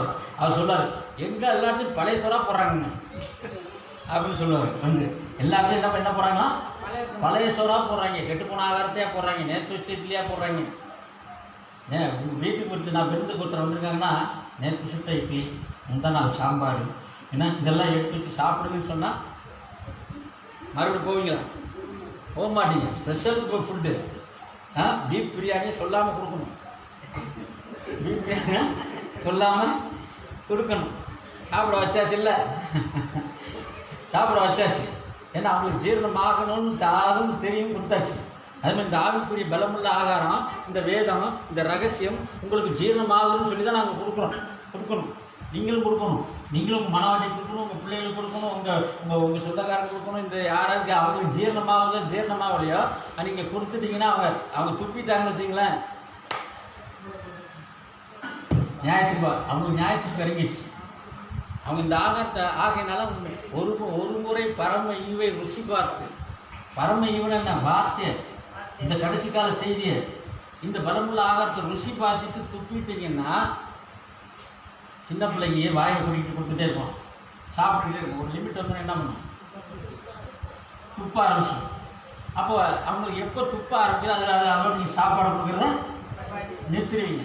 அதே மாதிரி இந்த கல்யாணம் வந்து யார் துப்புறாங்களோ அவங்களுக்கு ஸ்டாப். அவங்களுக்கு ஆகாரம் இன்னும் அவங்களுக்கு கொடுத்தாலும் வெளிப்பாடு கிடைக்காது, அவங்களுக்கு புரியாது. இந்த செய்தி எல்லாத்துக்கும் போக வேண்டியது கடமை. ஆனால் தேவன் இந்த கடைசி நாட்டிலே மனவாட்டியாக தெரிந்து கொள்ளப்பட்டவங்க தான் இந்த செய்தி போகும் போது அது சுவிசேஷ ஊழியம் அப்படி கிடையாது. சுவிசேஷ ஊழியத்தை போய் கம்பேர் பண்ணிட்டு அது எல்லாத்துக்கும் கொடுக்குறது. ஆகையினால இன்றைக்கி எந்த மெசேஜில் இன்னும் ஞாபகம் கொடுத்துட்டு இன்னும் திருவண்ணு கொடுத்துட்டு எல்லாத்துக்கும் சத்தியத்தை சொல்லிக்கிட்டே இருப்பான். அவன் இந்த டேபிள் தாண்டி வரமாட்டான், உண்மையான ஆதாரத்துக்குள்ளே வரமாட்டான், அடையாளத்திலே நின்று முடிஞ்சிடும். அப்போ உண்மையான ஆதாரம் என்பது தேவனுடைய வார்த்தை, அவருடைய மாம்சங்கிறது அவருடைய வார்த்தை. அதே மாதிரி திராட்சரசம் என்பது அவருடைய பரிசுத்த ஆவி. அந்த பரிசுத்த ஆவியின் நிறைவையும் அவருடைய வார்த்தையை முற்றிலுமாக நீங்கள் பெற்றுக்கொள்ளும் போது, நீங்கள் உட்கொள்ளும் போது, நீங்கள் பரிபூர்ணம் அடைந்த பிற்பாடு இந்த பழைய ஆகாரம் பூரா சாப்பிட மாட்டீங்க. இதை கொடுத்துக்கிட்டு இருக்கிற சபைக்கும் உங்களால் போக முடியாது, உட்கார முடியாது. அதை விட்டுருங்க. வாட்ஸ்அப்பில் பழைய சாவனுக்கான நிறைய செய்தி கேட்கலாம். அதை ஒரு 5 நிமிஷம் கேட்க முடியுதா? முடிஞ்சால் கேட்டு பாருங்கள். 5 நிமிஷம் நான் அந்த எம்டி ஜெகன் மெசேஜை மற்ற யாரையும் கேட்க மாட்டேன். அதனால கொஞ்சம் நல்லா கொஞ்சம் அந்த சரித்திரபூர்வமாக பேசுகிறாரு. இன்னைக்கு இக்காலத்தில் நாங்கள் நிகழ்வை கொஞ்சம் பேசுகிறோன்னு பார்த்தா நேற்று கேட்டது அவர் அதே கும்பிடு போட்டுச்சு.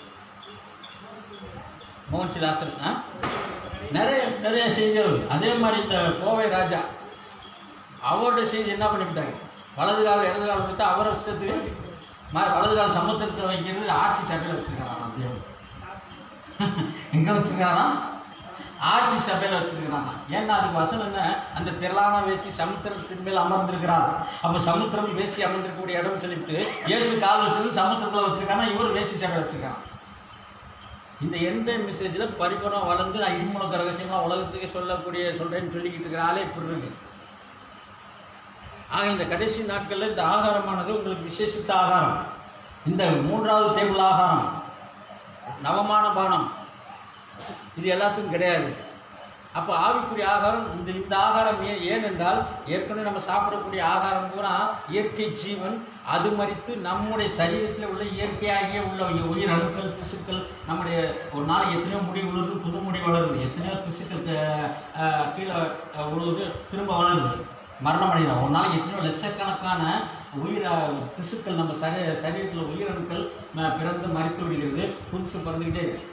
அப்போ புதுசு வர நீங்கள் காலையில் சாப்பிட்ட ஆகாரம் காலை இட்லி தோசை எதை சாப்பிட்றீங்களோ அது வயிற்றுக்குள்ளே போய் ஜீரணமாகி அதனால் புதிய திசுக்களுக்கு ஜீவனை கொண்டு வருகிறது. நல்லா கவனிங்க. புதிய உடம்புல உள்ள புதிய திசுக்களுக்கு புதிதாக வளரக்கூடிய அந்த உடம்புல உள்ள சரீரத்தில் உள்ள வளர்ச்சிக்கு அது ஜீவனை கொண்டு வருகிறது. நீங்கள் ஒரு அனுசரித்து சாப்பிடக்கூடிய ஆகாரம். ஆனால் ஆவிக்குரிய ஆகாரம் தேவனுடைய வார்த்தை நித்திய ஜீவனை கொண்டு வருகிறது. அப்போ ஆவிக்குரிய ஆகாரம் கல்யாண விருந்து. இந்த கல்யாண விருந்து உங்களுக்கு நித்திய ஜீவனை கொண்டு வந்து விட்டது அப்படி நீங்கள் விசுவாசிக்கணும். இதுதான் இதுக்கு மேலே உள்ள ஆகாரம்லாம் விசுவாசத்தின்படி போகக்கூடிய ஆகாரம். இந்த அடையாளத்துக்கு விசுவாசமே தேவையில்லை. ஆனால் இந்த அடையாளத்தை உண்மையாக நீங்கள் விசுவாசிக்க முடியாது. இயேசுவோட சரீரம்னு நீங்கள் ஏற்றுக்கொள்ள முடியாது. இயேசுவோட சரீரத்துக்கு அடையாளம். ஆனால் இயேசுவோடைய சரீரம் வார்த்தையாக இருக்குது. அப்போ வார்த்தையை புசிக்கும் போது, உண்மையான வார்த்தையை புசிக்கும் போது ஒரு வார்த்தையை மாத்திரம் சொல்லும் வேலைக்காரன். அப்போ உண்மையான வேலைக்காரன் சுத்தமாகக்கூடிய நித்திய ஜீவ வார்த்தை உங்களிடத்தில் உண்டே நாங்கள் யாரிடத்தில். அப்போ ஜீவ வார்த்தை உங்களுக்குள்ளே வரும்போது அதுதான் உங்களுக்கு நித்திய ஜீவனை கொண்டு வருகிறது. அப்போ இங்கே கம்ப்ளீட்டாக ஸ்பிரிச்சுவல் ஃபுட். இந்த டேபிள் என்னது அடையாளமே கிடையாது, வெறும் வார்த்தை தான். அதே போல் இங்கே திராட்சரசம் எதுவும் கிடையாது, வெறும் பரிசுத்த ஆவியானவர் தான். பரிசுத்த ஆவியான ஒரு நிறைவு. புத்தியுள்ள கண்ணி பரிசுத்த ஆவியானவரின் நிறைவு பெற்று இந்த டேபிளில் நிறைவு பெறல. அச்சாரம் 7 சபை காலத்தில் உள்ள ஜனங்களும் பரிசுத்த ஆவியை அச்சாரமாக பெற்றாங்க. இந்த டேபிளுக்கு வந்தபோது என்ன ஆகிடுறீங்க, முழுமையை பெற்றுக்கொள்றீங்க. ஷாம்பிளை தான் பெற்றுக்கொள்றீங்க. ஷாம்பிளோடு நீங்கள் வந்துட முடியாது. கடையில் மாம்பழத்தை வெட்டி கொடுத்து சாப்பிட்டு பாருங்கள் சார் அப்படின்னு சொல்லிட்டு மறுநாள் போய் திரும்ப சாம்பிள் கொடுங்க, சாப்பிட்டு பாருங்கள். டெய்லி போய் சபையில் சாப்பிள் மட்டும் வாங்கி சாப்பிட்டீங்களா? அவங்க அடுத்த போய் உனக்கு புழப்பா பாருங்க. இந்த ஒரு நாள் சாம்பிள் வெட்டி தின்னுட்டு நல்லா இருக்குன்னு போயிடுவியா? நீ வாங்கினா தான் அடுத்து உனக்கு சாம்பிள். அப்படிங்கும்போது அப்போ முழுசை நீங்கள் பெறணும். அச்சாரமாக சபை காலத்தில் கொடுக்கப்பட்ட பரிசுத்தாவின் அச்சாரத்திலிருந்து நீங்கள் பரிசுத்தாவின் நிறைவேக்கு வரணும். அதே போல் சபை காலத்தில் உள்ள வார்த்தை பொண்ணு வெள்ளி. தேவனுடைய வார்த்தை சுத்த வெள்ளி கூப்பாக இருக்கிறது. தேவனுடைய வார்த்தை சுத்த பொண்ணு கூப்பாக இருக்கிறது. தேவனுடைய வார்த்தை முத்து. அந்த முத்துக்கு அடையாளமாக தான் பொற்பாத்திரத்திலே வைக்கப்பட்ட மன்னா. அப்போ உங்களுக்கு முத்து வேணுமா, விலையேற பெற்ற முத்து வேணுமா, வெள்ளி வேணுமா? உங்களுக்கு இந்த இடத்துல ஒரு வெள்ளி மோதிரம் இருக்குது, இந்த இடத்துல ஒரு தங்க மோதிரம் இருக்குது, இந்த பெரிய முத்துக்களினால் அலங்கரிக்கப்பட்ட மோதிரம் இருக்குது. இது எது விலையேறப்பட்டது? முத்து. இதில் ஏதாவது ஒன்று எடுத்திங்கன்னா எதை எடுத்துக்கிங்க? எல்லாரும் முத்துக்களை தான் எடுக்கலாம். அது ஆகினால் பரலோக ராஜ்யம் தன் சொத்தை பூரா விற்றுட்டு ஒரு விலையேறப்பெற்ற முத்தை வாங்கக்கூடிய வியாபாரிக்கு ஒப்பாயிருக்கு. அப்போ முத்து தான் நமக்கு முக்கியம். அது உருத்தரைக்குரிய ஆகாரம். ஆகினால் அடையாளத்துக்கு நீங்கள் நிறைவுக்கு முழுமைக்கு வரணும். இந்த முழுமைக்கு வரக்கூடிய இந்த கல்யாண விருந்து தான் உங்களுக்கு உண்மையான ஆகாரம். அப்போ இந்த 3வது டேபிள் ஆகாரம் தான் உண்மையான ஆவிக்குரிய ஆகாரம். இதெல்லாம் ஆவிக்குரிய ஆகாரத்துக்கு அடையாளம். பஸ்கா ஆவிக்குரிய ஆகாரத்துக்கு வீட்டை கறி வாங்கி சாப்பிட்றீங்க, அது பஸ்காவாகுமா? ஆகாது.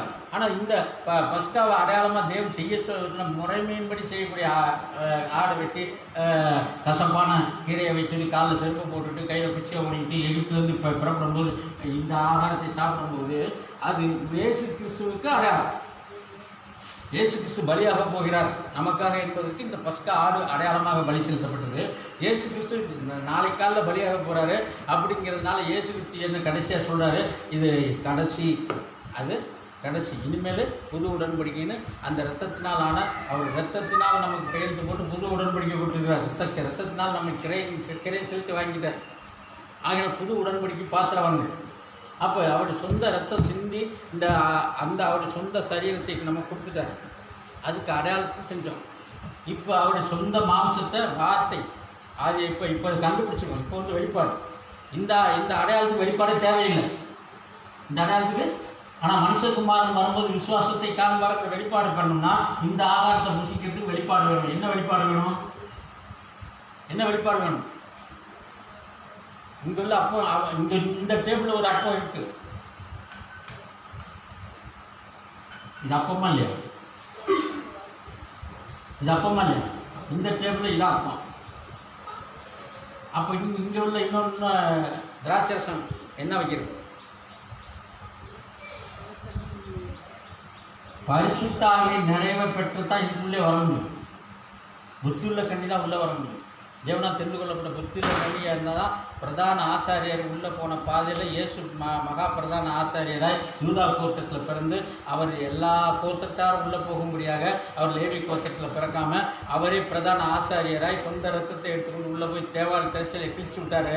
எதுக்குன்னா நீங்கள் எல்லாம் உள்ளே போய் அந்த உண்மையான ஆகாரத்தை எடுத்துக்கொள்ள, உண்மையான ஆகாரம் என்னவென்று அறிந்து கொள்ள. பழைய ஏற்பாட்டு பிரதான ஆசாரியர் அவருக்கு ஏதாவது தெரியுமா? அந்த படத்தில் உள்ள பிரதான ஆசாரியர் பழைய ஏற்பாட்டு காலத்தில் இயேசு கிறிஸ்துவராகிய பிரதான ஆசாரியருக்கு அவர் அடையாளமாக இருந்தபடியினால் அந்த பிரதான ஆசாரியருக்கு அவர் சடங்கு தான் தெரியும்.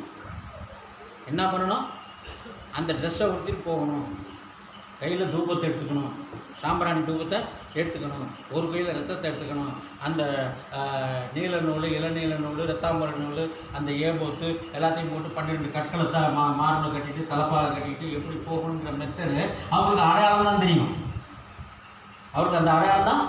அந்த ஆசாரியத்தை பழைய ஏற்பாட்டு ஆரோன்ட்டே போய் கேட்டாலும் பிரதான ஆசாரியனாகி ஆரோன்ட்டே போய் கேட்டாலும் இந்த இதுக்கெல்லாம் அடையாளம் என்ன பண்ணால் தேவன் செய்ய சொன்னார். தேவனை இந்த மாதிரி செய்ய சொல்லியிருக்கிறார். இந்த மாதிரி செஞ்சுட்டு நான் உள்ளே போகணும், இல்லைன்னா தேவனை அடிச்சிடுவார். ஆட்டு ரத்தத்தை எடுத்துட்டு உள்ளே போகணும், இல்லைன்னா தேவனை காலி பண்ணுவார். சைடுலாம் பெல்லு கட்டிக்கணும், மாதுளம்பழமும் பெல்லும் அங்கே இருக்கணும். நான் நடக்கும்போது எப்படி நடக்கணும்? இப்படி காலை ஆட்டி நடக்கணும். ஏன்னா அப்போ பெல்லு சத்தம் கேட்கணும். அப்போ உயிர் இருக்குன்னு அர்த்தம். நான் இதுக்குள்ளே போகும்போது காலை ஆட்டிக்கிட்டே போய் உள்ளே போய் நின்றுட்டு காலை ஆட்டிக்கிட்டே இருக்கும். இதுக்குள்ளேருந்து மணி சத்தம் வரணும்.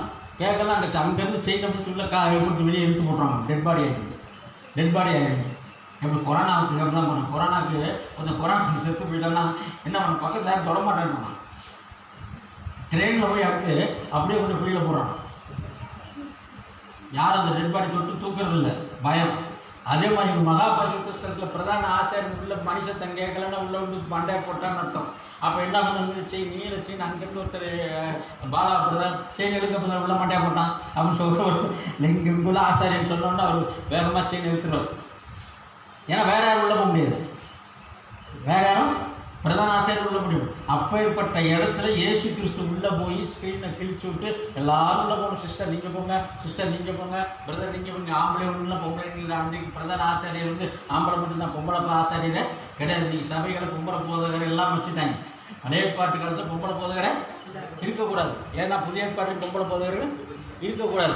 ஆனால் நீ பொம்பளை போதகர் எல்லாம் வந்துருச்சு, சரி போட்டோம். இப்போ நீங்களும் பொம்பளை போதகராக இருக்கீங்க. ஆகையினாலும் இப்போ உங்கள் பிள்ளைங்களுக்கெல்லாம் செய்ய சொல்கிறீங்க, உங்கள் குடும்பத்துக்கு சொல்கிறீங்க, உங்கள் பிள்ளைங்களுக்கு நீங்கள் தான் பார்த்து உங்கள் பிள்ளைங்களுக்கு வசனம் சொல்லி கொடுக்கணும். அப்போ நீங்கள் உள்ளே போங்க சிஸ்டர். முதல்ல உள்ள பொம்பளை உள்ள பழமாக போகக்கூடாது. நீங்கள்லாம் போகணுங்கிறது தான் பிரதான ஆசாரியர் இயேசு கிறிஸ்து அவருடைய சரீரத்தை கிழிச்சிட்டு உள்ளே போனார். நீங்களாம் போகணும்னு. இப்போ நீங்கள் வெளியே இருந்தால் மரணம். இப்போ இந்த டேபிளுக்கு வரலன்னா மரணம். வச்சா இந்த டேபிள் சாப்பிட்டவங்க இந்த டேபிளே ஆகாரத்தை சாப்பிட்டவங்களுக்கு மரணம் இருக்குமா இருக்காதா? அப்போ சபை காலம் உள்ளவங்களுக்கு மரணம் இருக்குமா இல்லை? அதான் தீர்க்கதரிசி சிம்பிளாக சொல்லிட்டாரு. நீ லவோதிக சபையில் இருக்கிறேன்னு சொன்னால் நீங்கள் போச்சாரின்ட்டார். இதுக்கு மேலே கேவலமாக சொல்ல வேண்டிய அர்த்தமே இல்லை. போய் அந்த செய்தியை கேட்டு பாருங்கள். கிறிஸ்துவின் மனவாட்டியும் காணக்கூடாத நினைப்பு உங்கள் பெண் டிரைவில் அந்த மெசேஜ் இருந்தால் கேட்டு பாருங்கள். நீ இந்த டேபிளில் நீ புசிக்கிட்டு தான் நீ வச்சு அறிந்தார். இதுக்கு மேலே கேவலமாக திட்டத்துக்கு ஒன்றுமே நானாக கொஞ்சம் இந்த டேபிளில் சாப்பிட்டீங்கன்னா நீங்கள் மரணம் இருக்குன்னு சொல்லுவாங்க. இப்போ நித்திய ஜீவன் போகக்கூடிய நித்திய ஜீவனுக்குள்ள உள்ள உள்திரைக்குள்ள உள்ள ஆகாரமாகி இந்த ஆகாரத்தை புசிக்க வரலைன்னா, இந்த ஆகாரத்தை புசிக்கலன்னு நீங்கள் மரணத்தில் இருக்கீங்க. ரெண்டா இந்த ஆகாரத்தை புசிக்கிறவங்களுக்குள்ள தான் தேவன் இருக்கிறார். இந்த ஆகாரத்தை புசிக்கிறவங்களுக்குள்ள தான் ஜீவன் இருக்குது. இந்த ஆகாரத்தை புசிக்கிறவங்க நித்திய ஜீவ வார்த்தை இருக்கிறது. நாங்கள் யார் இடத்துல போவோம்? நித்திய ஜீவ வார்த்தை முடத்தில் பேர் சொன்ன. அப்போ நித்திய ஜீவ வார்த்தை இந்த டேபிளுக்கு நீங்கள் வந்து சாப்பிட வரணும், 3வது டேபிளுக்கு. ஆனால் தேவன் ஒரே டைனிங் டேபிளில் 3 ஆகாரத்தையும் விளக்கமாக சொல்லிட்டார். இப்போ இந்த கடைசி நாட்களில் உள்ள நமக்கு தான் இந்த டேபிளுக்குரிய ஆகாரத்தை குறித்து தேவன் வெளிப்பாடு கொடுக்குறாரு. ஏன்னா இப்போ 100 வாட் பல்ப் வெளிச்சத்தை பார்க்கணும். இங்கே வெளிச்சம் கம்மி, ஆவிக்குரிய வெளிச்சம் கம்மி. இங்கே சுத்தமாக லைட்டே கிடையாது. இங்கே குண்டு பல்பு சின்ன பல்பு இருக்குது. ஆகையினால இந்த 7 பொன் குத்தலுக்கு விளக்கு மெழுகுத்து ஒவ்வொரு விளக்கு ஒரு மெழுகுத்தி வெளிச்சம் மாதிரி இங்கே மெழுகுத்தி வெளிச்சத்தில் வாழ்ந்துட்டுருக்கோம். இங்கே எலக்ட்ரிக் கரண்ட், நெய்வேலி கரண்ட் ஃபுல்லாக ஃபுல் பவரில் ஃபோக்கஸாக இருக்குது. ரோட்டில் வச்சுருக்காங்க, ஒரே போஸ்ட்டில் சுற்றி லைட்டாக வச்சுருக்கான். அது மாதிரி பயங்கர வெளிச்சத்தில் ஆவிக்குரிய வெளிச்சத்தில் இங்கே உள்ள ஆகாரத்தை நாம் புசிக்கணும். அப்போ இந்த எவனிடத்தில் அதிகமாக கொடுக்கப்பட்டிருக்கிறதோ அப்போ நீங்கள் இங்கே உள்ளவன்ட்டு அதிகம் கேட்க மாட்டார். இங்கே இந்த ஆகாரத்தை சாப்பிட்டு தான் அதிகமாக கேட்பார். ஏன்னா உங்களுக்கு புரிஞ்சிச்சு, தேவனுடைய ரகசியம் தெரிஞ்சிருச்சு. அப்போ கர்த்தருடைய வார்த்தையை புசிக்கணும். கர்த்தருடைய வார்த்தை தான் ஆகாரம். எது சோறு திங்கிறீங்களோ இல்லையோ, வீட்டில் சோறு திங்கிறீங்களோ இல்லையோ, தண்ணி குடிக்கிறீங்களோ இல்லையோ, வேதத்தை தியானிச்சு தான் ஆகணும். வேதத்தை புசிச்சு தான் ஆகணும். வார்த்தையை புசிக்கணும். வார்த்தை புசிக்கணும்னா என்ன? வார்த்தை உள்ள வெளிப்பாடு உங்களுக்குள்ள வரணும். வாசிக்கிறது மாத்திரமல்ல, எல்லாரும் பைபிள் வாசிக்கலாம், சாவங்களும் வாசிக்குது. வாசித்து மாத்திரமே இந்த வெளிப்பாடோடு வாசிக்கணும். உள்தரையில் உள்ள ஆகாரத்தை தெரிஞ்சிருக்கணும். அந்த மகா பரிசுத்த ஸ்தலத்துக்கு ஆகாரம். ஆகையினாலே இந்த கல்யாண விருந்து எல்லாருக்கிற ஆகையினால அநேக சபைகள் என்டை மெசேஜில் கல்யாண விருந்து எங்கே நடக்குதுன்றான். அது இன்னும் கேவலம். கல்யாண விருந்து மத்திய ஆகாயத்துலையும் யார் ரெண்டாவது கிறிஸ்துக்காரனே சொல்கிறான். ஏன்னா அவர் ரொசேரத்தில் ஒரு தடவை பிரசங்கம் பண்ணார். ஆனால் பிரசங்கம் பண்ணால் நான் போல்டாக உண்மையாக சொல்கிறேன். ஏன்னா எல்லாருக்கும் தேவத்தின் எல்லாரும் சேரோடு வானத்தை தூக்கிடுவாங்க. அங்கே வச்சு உங்களுக்கு தலப்பா கட்டி பிரியாணியோட சூப்பர் டேஸ்ட் உள்ள பிரியாணி சமையலாம் சாப்பிடலாம். சிக்கன் 65, மட்டன் பிரியாணி எல்லாம் இப்போ மத்திய ஆகாயத்தில் விசேஷத்தை விருந்தான். அதான் உலகத்தில் உள்ள எந்த சமயக்காரனும் செய்ய முடியாத அளவு டேஸ்ட்டாக இருக்குமா. இப்படி பிரசங்கம் பண்ணியிருக்கிறாங்க. உலகத்தில் எந்த சமையல்காரனும் செய்யாத அளவு டேஸ்ட்டு. அந்த பிரியாணி எங்கேயுமே கிடைக்காது. அவ்வளோ டேஸ்ட். அந்த மாதிரி ஆகாரத்தை மத்திய ஆகாயத்தில் உங்களை தூக்கிட்டு போய் அந்த பூமியில் கோத்திரம் நடக்கும்போது தேவன் கூடார பண்டிகையில் பாதி பண்டிகையில் அங்கே போகும்போது உங்களை தூக்கிட்டு போயிடுவாங்க. எங்கேயும் தூக்கிட்டு போல. ஆபிரகாம் இருக்கிற இடத்துல தான் இருக்கிறான். அவன் கண்ணுக்குட்டி அடித்து விருந்து சாப்பிட்டுட்டு இருக்கிறான். அங்கே சோதம் குமாருக்கு 2 பேர் போகிறாங்க. இங்கே தேவன் வீட்டு தங்கிட்டார். தேவன் தங்கும் போது தேவன்கிட்ட கேட்குறாரு, ஆண்டவரே 50 பேர் 45 பேர் இருந்தால் ரசிச்சு போகிறோம், 40 30 எங்கள் ஐயோ அண்ணன் பையன் அங்கே இருக்கிறானே பாவம் அப்படின்னு சொல்கிற மாதிரி நீங்கள் ஐயோ எங்கள் பையன் அங்கே இருக்கிறாரு, கோயம்புத்தூர் இருக்கிறாரு பாவம் என்ன பண்ணுறது அப்படின்னு சொல்லி இப்போ கோயம்புத்தூர் அழிக்க போகிறேன் கத்திர மட்டும் சொன்னான்னா என்ன பண்ணுவீங்க? என்ன சொல்கிறா? நாளைக்கு கோயம்புத்தூர் அழிக்கப்படும், பெரிய நிலநடுக்கம் வரப்போகுது, பெரிய பூகம்பம் வரப்போகுது. அப்படின்னு நீங்கள் என்ன பண்ணுவீங்க? ஆண்டு என்ன கேட்பீங்க? இல்லை என் பிள்ளைங்க இருக்குது, என்ன என் பிள்ளைங்க இத்தனை எண்ணிக்கை மகா, மருமகா, பேரன், அப்புறம் இன்னொரு மகா, மருமக, எத்தனை பேர் உங்களுக்கு ஆள் நிறையா இருக்காங்க கோயம்புத்தூரில்? அப்போ நீங்கள் என்ன பண்ணணும், மொத்தம் 10 பேருக்கு மேலே இருக்காங்கல்ல. ஆனால் அப்போ எல்லாம் திருச்சி கூட்டு வந்துடணும். அப்போ நீங்கள் என்ன பண்ணீங்க, ஆண்டவரே என் பிள்ளைங்க அங்கே மொத்தம் கிட்டத்தட்ட 15 பேர் இருக்கிறாங்க, என் தங்கச்சி, அக்கா எல்லாம் அங்கே இருக்கிறாங்க, அவங்கெல்லாம் காப்பாற்றப்படணுமே அப்படின்னு நீங்கள் ஆண்டவர்கிட்ட கேட்பீங்களா, கேட்க மாட்டீங்களா? அதே மாதிரி தான் ஆபிரகாம் கேட்டான். லோத்து அங்கே இருக்கிறான், அப்போ அவன் வரணுமே, ஐயோ அவனை கைவிட போகிறவங்க கத்திர அவனை லோத்தை காப்பாற்றிட்டு. அதே போல் முன்குறிக்கப்பட்டவர்களாக இருந்தாங்கன்னா அவங்கள கர்த்தர் நிச்சயமாக காப்பாற்றுவார். நெல்லெடுக்கன்னா, பூகம்பம்னா, கலவரம் என்ன, எது வந்தாலும். இந்த முந்தான ஆர்எஸ்எஸ்காரன் கல்லெடுத்து அடிச்சு அங்கே கலவரம்லாம் நடந்துருக்கு கோயம்புத்தூரில். அப்போ இதெல்லாம் எது நடந்தாலும், என்ன நடந்தாலும் மனவாட்டியாக இருந்தால் எது அங்கே தான் இருக்காங்க. ஆமாம், எல்லாம் அந்த மாதிரி இருக்கிறாங்க. அப்போ உங்கள் சிந்தனை எங்கே போகணும், அங்கே இருக்கும். அது நிச்சயமாக கர்த்தர் உங்களை காப்பாற்றுவார். இப்போ அப்படின்னு அது உங்கள் விசுவாச அளவை பொறுத்தது. ஆபிரகாம் விசுவாசம் ஆகையால அவன் திரும்ப திரும்ப கேட்டான். அவன் விசுவாசத்தின்படி லோத்து காக்கப்பட்டான். அவன்லாம் லோத்தோட மனைவி கூட காக்கப்படல, லோத்தோட பிள்ளைங்களும் காக்கப்படலாம். திரும்ப சொல்ல லோத்தோட பிள்ளைங்களும் திரும்ப வந்து பாவத்தில் உட்பட்டு மோவாபிய ஸ்திரீ, அம்மோனிய முழு பாவ சந்ததியை பிறப்பித்து விட்டார்கள். லோத்து ஒருவன் தான் ஸ்தாபன சபைக்கு அடையாளமாக, என் டைம் மெசேஜில் உள்ள ஸ்தாபன சபைக்கு அடையாளமாக லோத்து ஒருத்தன் தான் இருக்கணும். அதுவும் லோத்து வெளிப்பாடு இல்லாத சபைக்கு அடையாளம். லோத்துக்கு வெளிப்பாடு இல்லை, எந்த அந்த மலைக்கு வந்திருப்பான், அந்த மலைக்கு போனார், அந்த கண்மலைக்கு போய் ஏறிக்கொண்டார். அங்கே வந்து ஆபிரகாம் சந்திச்சிருப்பான், பாவம் சந்தை திரும்ப பறந்துருக்காது. அப்போ அது வெளிப்பாடு இல்லாத சபை. அதுவும் உபத்திரவத்துக்குள்ளாக வரக்கூடிய மனவாட்டி உபத்திரவத்தையே காண மாட்டான். ஆபிரகாம் உபத்திரவம்னா என்னன்னு தெரியாது, ஏனோக்கு உபத்திரமே கிடையாது. ஆகையினால உங்களுக்கு உபத்திரவம் கிடையாது. எந்த கொரோனா வந்தாலும் சரி, எது வந்தாலும் உலகத்துக்கு தான், நமக்கு சம்மந்தமே இல்லை, தைரியமாக இருக்கலாம். ஆகையினால ஜெபம் பண்ணலாம்.